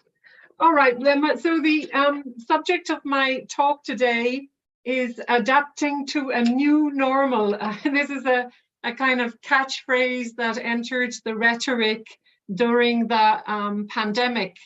Well, the area that I'm going to be discussing is the key learning from Global Entrepreneurship Monitor's 2022 data. Obviously, we have a lot to say about entrepreneurship. On the left-hand side here, you will see that we have just launched a global report, which we do every year, on entrepreneurship. We are very, let me just change my slide. Oops. And it's not moving forward, okay. So what we are is the world's foremost study of entrepreneurship, and we don't make that claim lightly. We are the only study that is survey based on entrepreneurship and entrepreneurship ecosystems around the world, and where we collect data on entrepreneurship directly from individual entrepreneurs. Of course, there is a lot of surveys of entrepreneurs, but we are really the only one that collects data directly from individual entrepreneurs globally. We are a networked consortium of over 50 national country teams, primarily associated with top academic institutions. And that means that we are actually a steward of some unique survey tools and data that benefit numerous stakeholder groups. As you see, we do this, we produce an annual report every year. There are the last 3 reports visible on the right hand of your screens. And I will be focusing today on the most recent report. So with the benefits of, we call it GEM, Global Entrepreneurship Monitor, and the benefits are very clear, which is for academics especially, they can apply unique methodological approaches to studying entrepreneurship at a national level. And this, of course, since the methodologies that we use are extremely rigorous, this leads ultimately to very valuable data and high-grade output that can lead to also high-level publications and state-of-the-art teaching content for those teaching entrepreneurship. For policymakers, which tend to be the sponsors mainly of our research, all of our national teams have sponsors that help them that support their research effort on a national level. And it's usually the policymakers. Why? Because they can make, by accessing our data, they can make better informed decisions to help entrepreneurs and entrepreneurial ecosystems to thrive in a very conducive business context. Because, you know, as you'll see in a moment, we look not only at the attitudes, perceptions of individual entrepreneurs, but we also look at the health of the business context for entrepreneurs. Entrepreneurs can also, by accessing our research, learn where to invest their scarce resources and how to influence key stakeholders for the kind of support that they need. We have a range of sponsors, and we try to be extremely strategic with our sponsorships.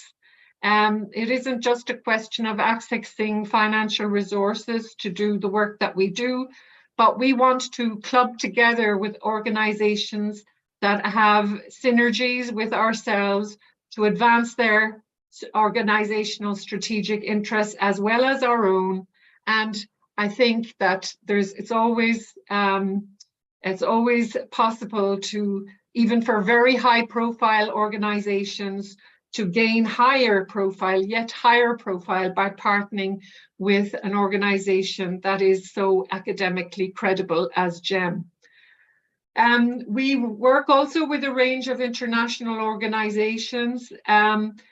Examples are OECD, the European Commission, also the Global Innovation Index, which is launched every year by the World Intellectual Property Organization. Again, we try to be, strategy means focus, as you learn at business school, and we try to be extremely focused in the kind of partnership that we enter with international organizations, because we want to see whether they can incorporate or integrate GEM indicators to their own data sets, or alternatively, they can use GEM data as a benchmark for their own analyses. Now, over on the right-hand side of the screen here, we have just a little infographic which shows you some ideas on how GEM tracks entrepreneurship during economic crises. Now, you know, since this talk is about the new normal, if you like, obviously we could currently consider ourselves in a bit of an economic crisis, although no, we're not deep into one. Although, to be honest, in the last 10 days, I happen to be based out of Switzerland. And if you have been keeping an eye on the press in the last few days, the evolution of positions with the banks, particularly the Credit Suisse debacle, is playing out at this very moment, and we really don't know how this will affect the already poor economic situation that we are in. But anyway, GEM teams will look at these indicators that are listed here to determine the impact and severity of an economic crisis on a country's entrepreneurial community. So, for example, we look at entrepreneurial intentions. Have people's intentions to start a new business within the next 3 years increased or decreased?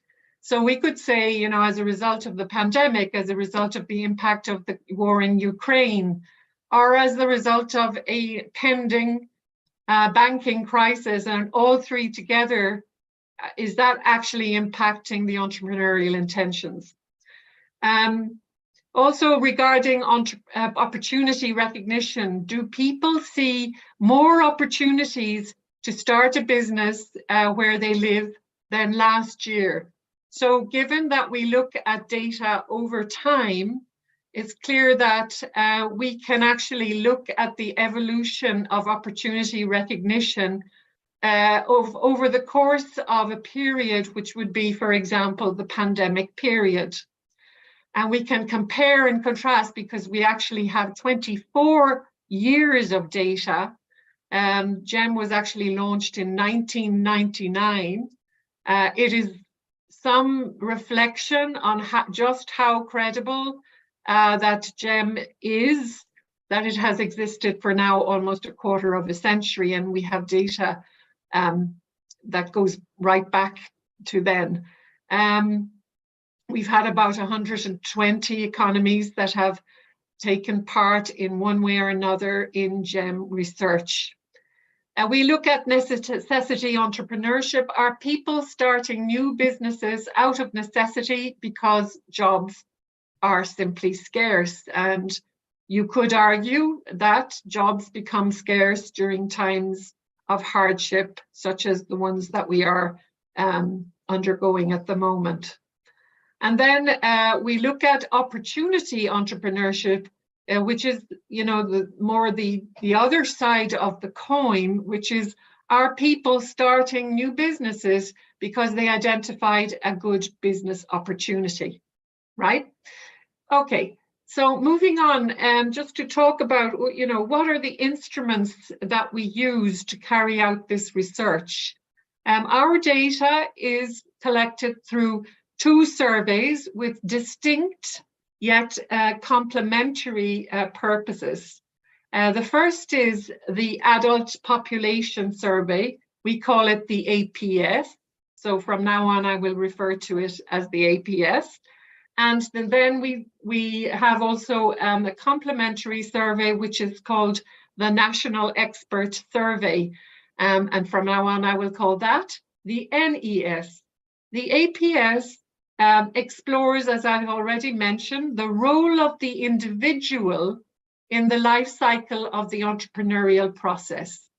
So basically, we look at intention, opportunity, activities, and the extent to which entrepreneurs convert from intention to actually creating a startup and going then to an established business activity, and even, you know, growing the firm such that it becomes an internationally recognized business with export potential and job employment opportunities beyond 5 people, for example.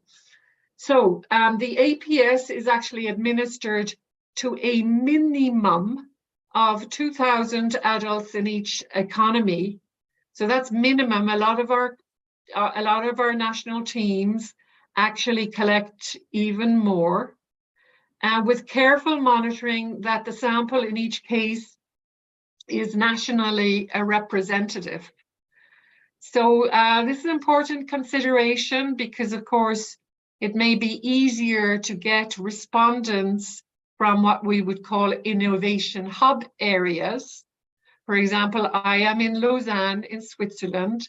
It's got some very high profile innovative universities such as the École Polytechnique de Lausanne, the EPFL, and there is an innovation park. And so Lausanne kind of profiles itself as a center of entrepreneurship and innovation.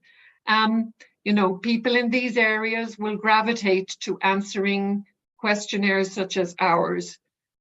You know, so actually what we try and do is limit the number in the innovation hub areas so that we can have a national spread. This then gives you a clear idea of the proportion of adults that have entrepreneurial intentions, that grasp entrepreneurial opportunities within the country and not only in the innovation hubs. Again, another example, quite interesting recently, is that we had some very enthusiastic team from the Ukraine, which you know very well, I guess, that there is severe conflict there in the Ukraine. However, Western Ukraine is actually a functional economy. This means that we actually were not able to agree to have a national team in the Ukraine because we would not be able to, in a war situation, have a nationally representative sample. I just thought I would just, you know, mention that particular case because it was an interesting one for us to consider. Although it is an indication of just the passion behind entrepreneurship, that in the situation in the Ukraine, that there would be a team of researchers willing to carry out the study. However, we are looking at other ways and means of working with Ukraine because along with the 2 studies that I'm talking about here, we also carry out what we call ecosystem studies. And that is actually a matter of focusing in on certain areas. And so, you know, it's possible, it could be possible, as long as things don't get phenomenally worse, which they do appear to do in the Ukraine nowadays, to carry out, you know, maybe an ecosystem study of Western Ukraine, which is functioning relatively well, all things considered. Anyway, so we're dancing around that problem at the moment. We also look at the National Expert Survey, which is, we assess there a number of what we call entrepreneurial framework conditions.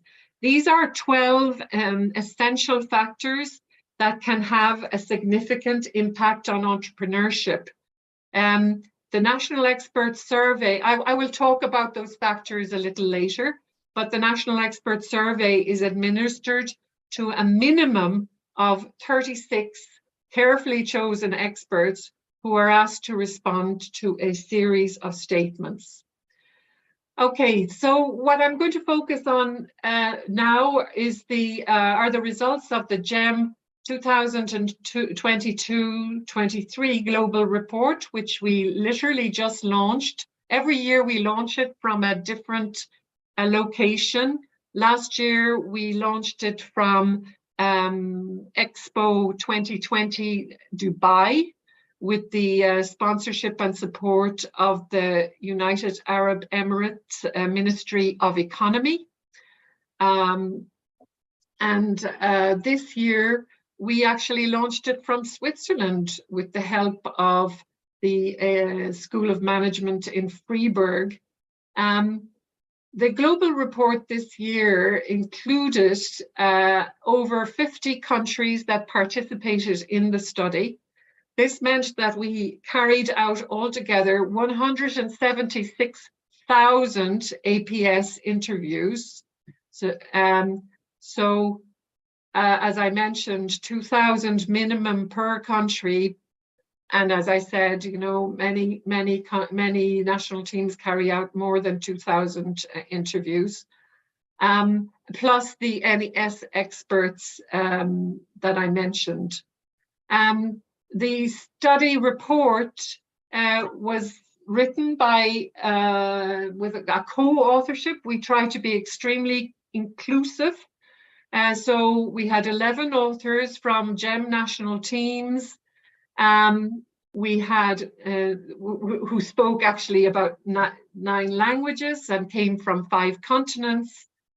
And the context, as I have mentioned, was the pandemic, the Ukraine conflict, inflation, as you know, is high at the moment, and the rising fuel costs. Now, here are the economies that participated in our study in 2022. And they are categorized by income group. We looked at GDP per capita, and level C is the lowest level of income. There's a list there. Level B is the mid-level, and level A is the highest level, which is where there is the I should mention, by the way, that GEM is not obviously a cheap initiative, and therefore it is very difficult to attract countries from, well, let's say developing environments. So we are rather scant on African participants. We could do better also in Asia, to be honest. We definitely have India in there as a participant for many years. But we need to beef up in order to be truly global. And therefore, if there's anyone out there that is listening to this and who has ideas, I definitely would be interested in ideas about getting a national team off the ground, or someone who might be interested in getting a national team off the ground. I definitely would be interested in hearing from you. In any case, these are the countries. Now, the pandemic, when it comes to the pandemic, although the worst effects of the COVID-19 pandemic they do appear to be coming to an end, its economic impacts are still being felt across the globe, and household income continues to be reduced. We noted in the last two global reports before this one that the pandemic hit hardest those who could least afford it. So you have there the 5 countries that were most affected. Here, represents the share of adults reporting that the pandemic had reduced their household income by income category. And this is weighted by population size and includes the 5 economies, as I said, who were hit hardest. Within the group of the lowest income countries, so level C, the share of adults reporting that the pandemic had reduced their household income ranged from almost 9 out of 10 in Togo, which is up there, charted, 88%, to just over half in Iran. And among the high income, that is the level A economies, that range was from 2 out of 3 in the United Arab Emirates to less than 1 in 10 in Norway. Now, fear of failure is a really important factor to measure when it comes to entrepreneurship. So basically, the question is about, would you not start a business for fear it may fail? And we discovered that it is really a serious constraint on business startups in many economies from all income groups. In a number of economies, with examples including Brazil. So here you have actually a graphic. It's split into those income categories, level A, level B, level C.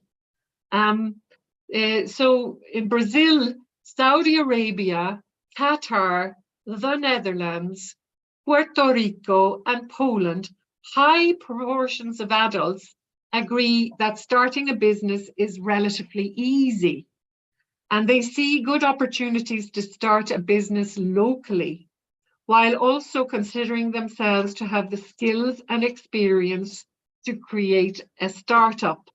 However, around half of those seeing these opportunities are nevertheless deterred. So they see a barrier because they have a fear of failure. So all that potential gets lost because these people, these potential entrepreneurs, are deterred from taking action by fear of failure. So reducing the risks and perceived costs of new business failure, for example, if governments were to change insolvency regulations or better promote entrepreneurial successes and role models, this could have a positive impact in increasing startup rates. And this is particularly true for women. Now, if we look at, now here we have a compare and contrast between 2019, which was of course pre-pandemic, and 2022, again, amongst the economies that were level A, level B, and level C, it's split there. And in fact, the impact of the COVID-19 pandemic on entrepreneurial perceptions across the globe, as you will see from the graphic, has been highly varied, with even some counterintuitive findings, surprising findings. Of the 38 economies participating, so there are 38 economies here that participated in both 2019 and again in 2022. There were 12 economies in which the percentage of adults seeing good local opportunities to start a business fell by 5 points or more. These included, and this is where it's counterintuitive, developed economies such as the United States, Poland, and Greece. However, there were another 9 economies in which that percentage actually increased by more than 5 points, including Puerto Rico, Brazil, and Saudi Arabia. Further research, in fact, in the end of the day, I think to interpret this, further research is required to explain the differences. And one key might be the level of support that governments were willing and able to offer to business and households during the pandemic. And I should mention at this point that after we launch our global report, our 50 national teams will start working on their national report locally. And this means that in the case of, for example, India, an India report will materialize later on this year. And this is where further research to explain these differences takes place on a national level. Okay. Now, regarding entrepreneurial activity, here we have a comparison of two levels. The level of total early stage entrepreneurial activity.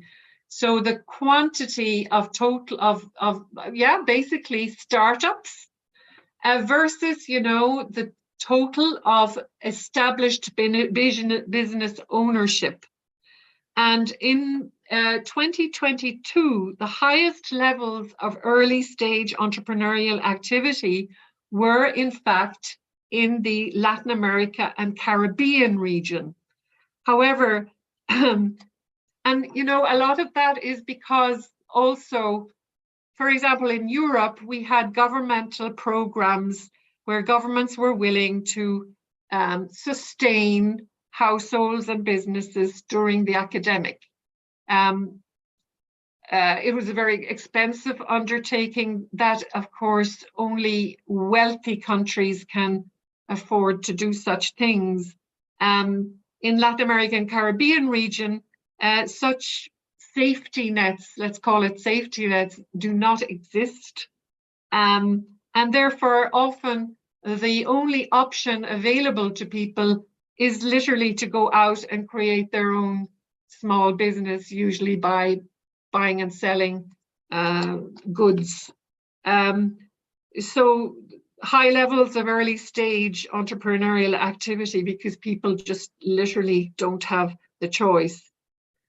But levels of entrepreneurial activity were highly variable in 2022 from country to country. And of the 50 economies that participated in the GEM APS, just 6 had more than 1 in 4 adults starting or running a new business. Those were Guatemala, Colombia, Panama, Chile, Uruguay, and the United Arab Emirates. In contrast, 3 economies had less than 1 in 20 adults doing the same. They were Morocco, Greece, and Poland. The explanation for these differences may lie with social and cultural norms as much as with economic variables. Did the pandemic reduce total early stage entrepreneurial activity? And here you have a plotting over the time of the pandemic from 2019 to 2022. The global pandemic had a mixed effect on entrepreneurship across the world. Again, we looked at the 38 economies that participated in GEM research in both 2019 and 2022, and discounting small, that is less than 1 percentage point changes, there are 12 economies in which the level of total early stage entrepreneurship activity was higher in 2022 than in 2019, and 16 economies in which total early stage entrepreneurship activities fell. It's difficult to draw out commonalities since all regions and income levels are represented in each group.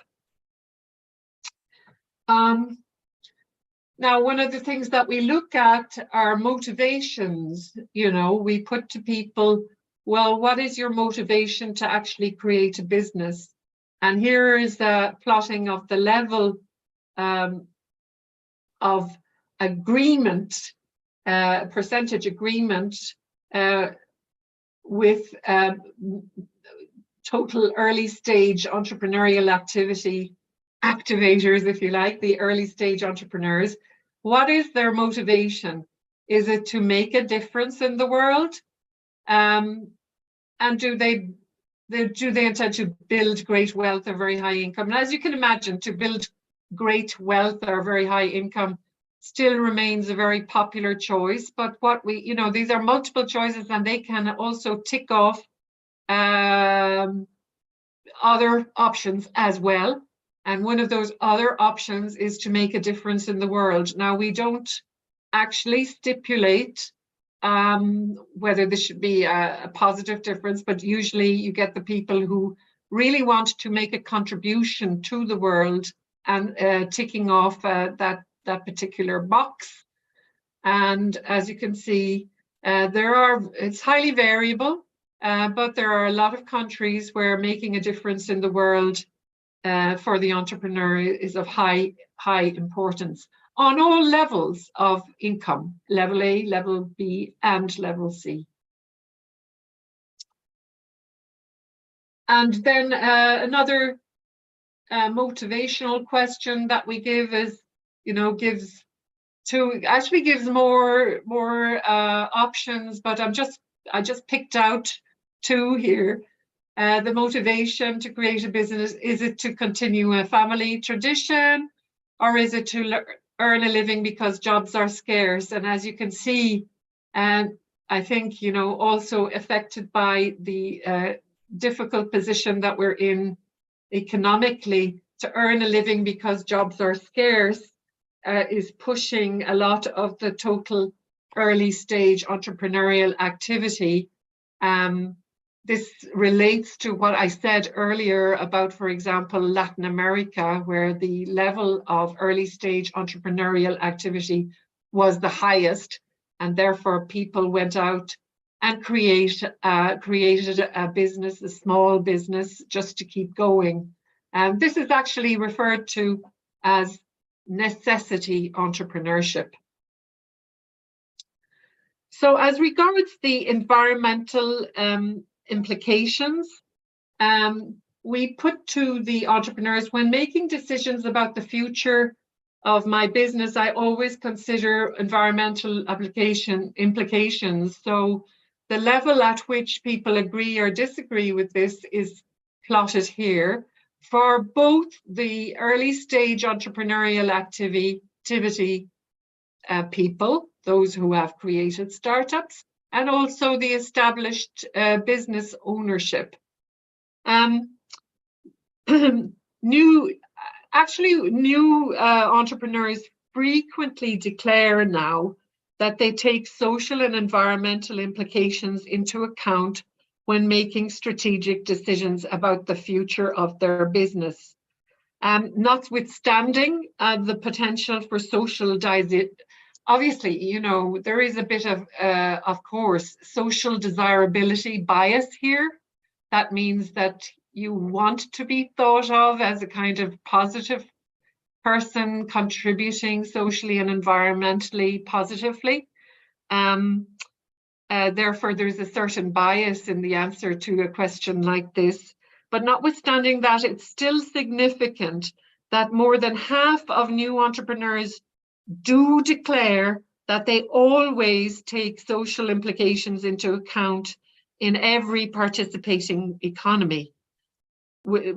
Actually, it's very interesting, the exception of Norway. That's interesting. That's a little bit counterintuitive too. And a majority of new business entrepreneurs also declared taking environmental implications into account in every economy, except for two. Oman and Israel. And conversely, more than 4 out of 5 took social implications into account in 19 of the 50 economies and in 21 of the 50 economies for environmental. So hence there is a room for optimism about the positive and environmental impacts of those future businesses. We have now started to include questions about, that can be linked to sustainability in our questionnaires. And so therefore this year we intend to produce a special report on sustainability and entrepreneurship. So this is something that we have done. We have done past reports on social entrepreneurship, but now we're going to bring it even closer to the heart of sustainability and perhaps the contribution of entrepreneurship to the Sustainable Development Goals. Now, as regards job creation expectations, of those starting a business, starting new businesses, the job creation expectations overall declined somewhat during the pandemic. So of the 32 economies participating in the APS in each year from 2019 to 2022, and there are 13 in which the percentage of those starting a new business and expecting to employ no additional people fell. So most noticeably, this happened in Poland, Brazil, and the Republic of Korea. But another 19 countries, economies, in which that proportion increased. And notable there is the Slovak Republic, Germany, and Switzerland. The differentiating characteristic may have been the inclination of people in some countries to start a business, as I said earlier, again, to just simply start a business to generate an income during times of hardship. Okay, so, well, we also look at the relative entrepreneurial gender gap, meaning that, well, you'll see it here, it's plotted for both the total early stage entrepreneurs, but also the established businesses. And in 2022, men were much more likely than women to start a new business. Well, let me take out the much, let's say more likely. And of the 50 economies participating in the APS, there were just 4 in which the level of female new entrepreneurial activity exceeded that of men. So Togo, Indonesia, Qatar, and Poland, representing the 3 income levels used by GEM to categorize economies, were in that category.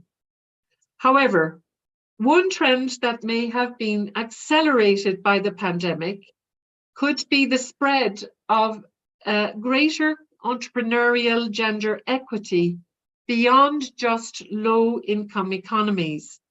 Of the 38 economies participating in GEM in both 2019 and 2022, there were 21 in which the relative gender gap had decreased, just 4 of which were level C economies. We also look and plot the graduate entrepreneurial gap, the percentage of total early stage entrepreneurs that are graduates versus the percentage that are non-graduates. Just a comment here is that younger people are still more likely than older people to be starting new businesses. This may not be surprising, but the total early stage entrepreneurial activity rate of the 18 to 24 age group exceeded that of the 35 to 64 age group in 37 of the 50 economies in the GEM APS. And this gives a distinct entrepreneurial advantage to societies with younger populations.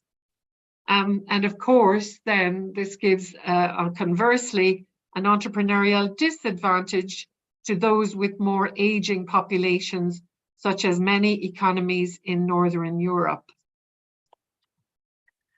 How are we doing for time? Yes, I think we'll go for another 7 minutes or so, and then hand over for questions. Yeah, okay. Yes. All right. So in terms of business exit rates, this is another thing that we monitor. We're not called Global Entrepreneurship Monitor for nothing. There are many things. In fact, even today, I'm just showing you a slice of what we monitor where entrepreneurship is concerned. But anyway, we obviously look at exit rates, the levels at which entrepreneurs exit businesses, and the reasons, by the way, why they exit businesses. And we're looking at those rates. The lowest business exit and also the total early stage business entrepreneurs are within Europe. And the highest business exit and total early stage entrepreneurs are in, as we said earlier, in Latin and North America and in the Gulf. And of the GEM economies that participated in the APS, every European economy had a business exit rate of less than 6% and a total early stage entrepreneurship rate of less than 15%. Every economy outside Europe had either an exit rate greater than 6% or a T rate. Well, we call it, total early stage entrepreneurship, we call it the T rate. A T rate of more than 15%. Most had both. So this actually points to a certain differences in entrepreneurial culture between Europe and the rest of the world. We actually reported last year that we were observing that in Europe, in particular, where governments stepped in to help people during the pandemic, that the levels of entrepreneurship decreased because people obviously had less motivation to go out and create a business, particularly under the circumstances of the pandemic, and therefore they opted to just accept governmental support and perhaps postpone their intentions to create a business in the meantime. Okay. So the total early stage entrepreneurship and the source of customers. This is a plotting, another thing that we monitor, which is the perception of entrepreneurs in terms of, where they find their customers. Is it local only? So they would be, if it's local only, it's very likely to be these sort of necessity entrepreneurs that are really only dealing locally, buying and selling goods, etc. And then when the orange line is, the orange block is the national level and the international level. As you can see, way beyond every other country is the United Arab Emirates that has an international flavor. One of the reasons for this is that the UAE is really focusing on becoming an international hub for entrepreneurs. Now, I'm just going to end with talking about our national expert survey. We provide a wide set of indicators on entrepreneurial framework conditions that describe the average state of the national context for entrepreneurs. So basically in the colored square in the middle of this slide, you will see those framework conditions, and they range from entrepreneurial finance to culture and social norms, government programs that are in place to promote entrepreneurship, legal and commercial infrastructure available for entrepreneurship to take hold, government policy in general, physical infrastructure, entrepreneurship education and market openness, as well as research and development transfer. And these are the areas that we explore with the National Expert Survey, which is carried out annually. And there are something like 90 items that are asked of experts, and we calculate the average scores on the 12 conditions. These are summarized by applying principal component analysis to the 90 items. And this allows us to create an index that summarizes in a single indicator the average state of the context for entrepreneurship. We use scales from 0 to 10 points. We've been doing that since 2019. And this allows us to actually produce this overall index, where you will see that there is a ranking of countries. So basically what this shows you is the conduciveness of a country's national context for entrepreneurs. And while high income is a helpful contributory factor, it doesn't in itself assure a high quality entrepreneurial environment. For the GEM-NES survey, the quality of a national entrepreneurial environment is assessed by the experts from that economy. And in 2022, 3 level C economies, India, China, and Indonesia, had 9 or more of these conditions scored as sufficient. And only 7 of the 22 participating level A economies either matched or improved on this assessment. And 2 level A economies, Spain and Italy, had 3 or fewer conditions rated as sufficient.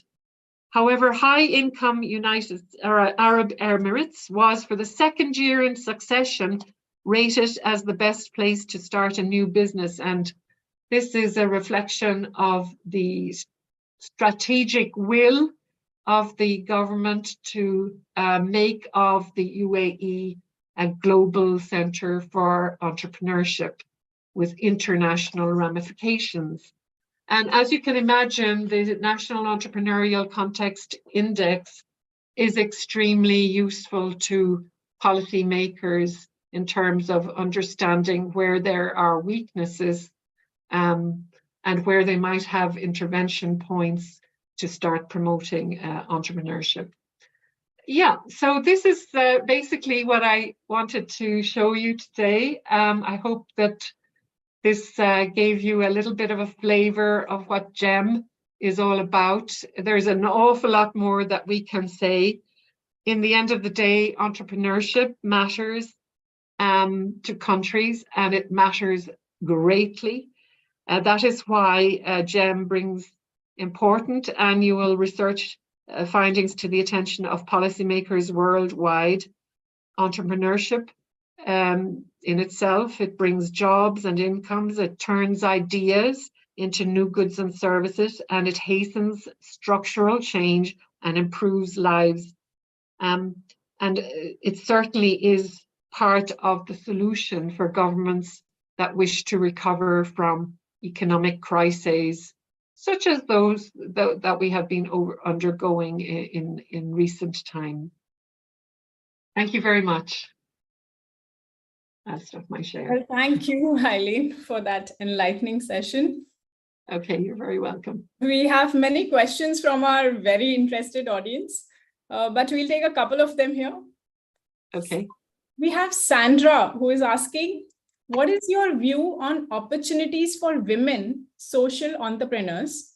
And does GEM have data on the awareness and the growth of such businesses in GCC countries and African and Asian countries? Okay, well, as I mentioned, we do not have very many countries participating from Africa, mainly because of the cost of the GEM research. We're trying to bring down that cost by going online, because before we did a lot of face-to-face, but actually that's not going to help African countries because there isn't enough internet coverage in those countries, etc.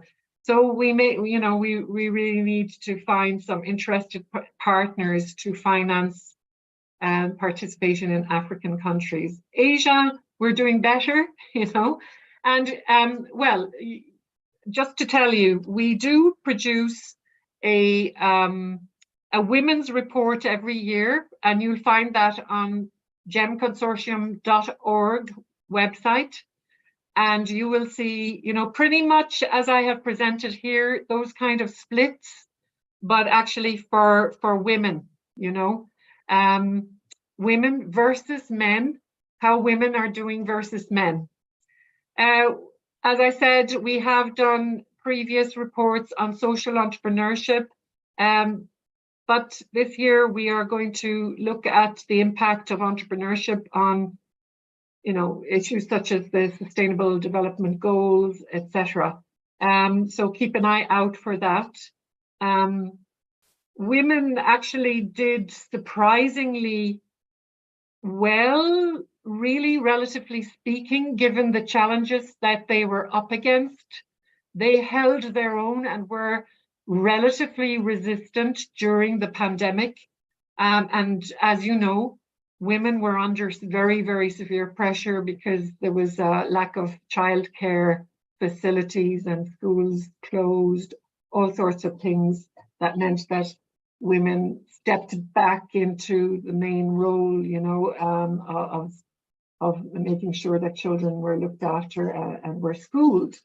So, but it just is a tribute to the resilience of women, just how much they continued with their businesses, and business exit actually for established businesses wasn't as high as we would have expected. Right, that answers the question. Yeah.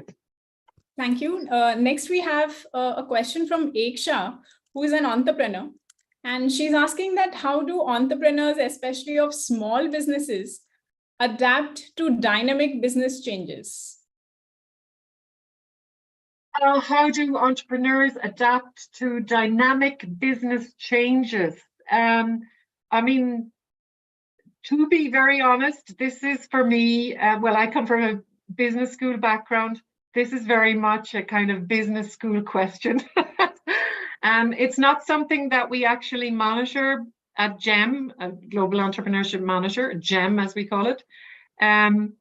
But I think that one of the very important things that we do monitor is education of entrepreneurs and the extent to which, you would actually give them the tools and the means to be able to be resilient and to adapt to dynamic context. And actually now I have just talked about women, and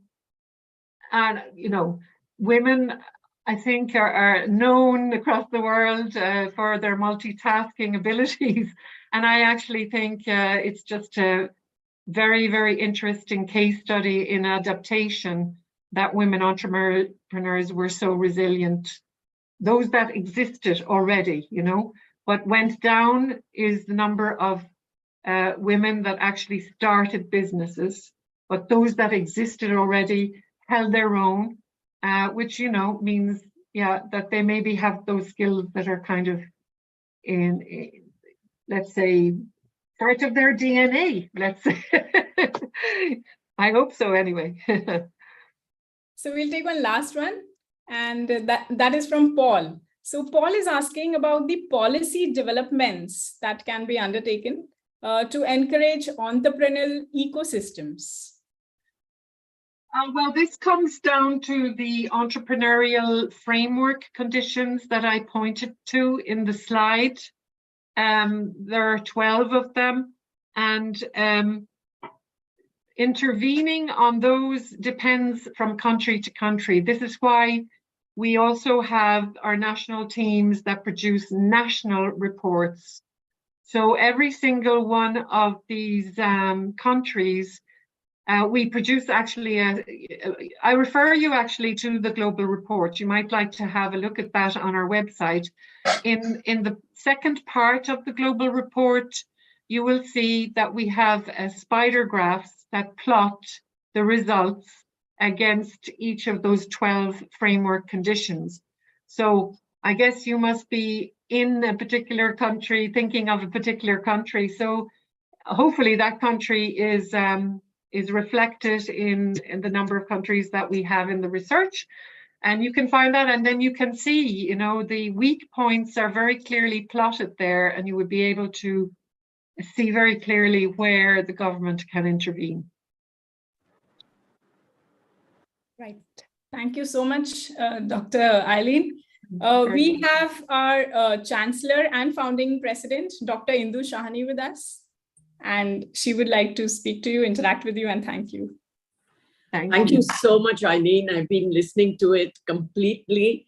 And I have to say that, you know, a lot of the entrepreneurship cannot be taught. And but your experiences and your statistics actually gave us so much depth that we could actually look at, you know, I'm sure my entrepreneurship teachers were all faculty, were all making furious notes while you were talking. You know, I'm so glad we were introduced to GEM and all the other aspects of GEM also. You know, Eileen, it's for many years I've been in higher education and you know, looking after management school, and now of course it's a school of design and entrepreneurship. But for all these years, we actually developed job seekers, and it's now that we are looking at creating job. You know, we were looking at actually developing job creators, and it's interesting to see that. The government of India has made one of the very important points there is that they are, it's not just Make in India and not just some of the digital India, but now one of the important ones is, you know, Skill India, and of course, Innovate and Entrepreneurial India, Startup India. So Startup India has become really popular, and every second child now that you meet, and a lot of these students are already on the screen, as you can see, some of these young kids, students, and all of them say, I mean, the other day, this young boy must be barely out of school, and I meet him in the elevator and I said, what do you think you're going to be doing? You've joined the School of Management, and what are you going to do? I already have a startup and I have better ideas waiting for me.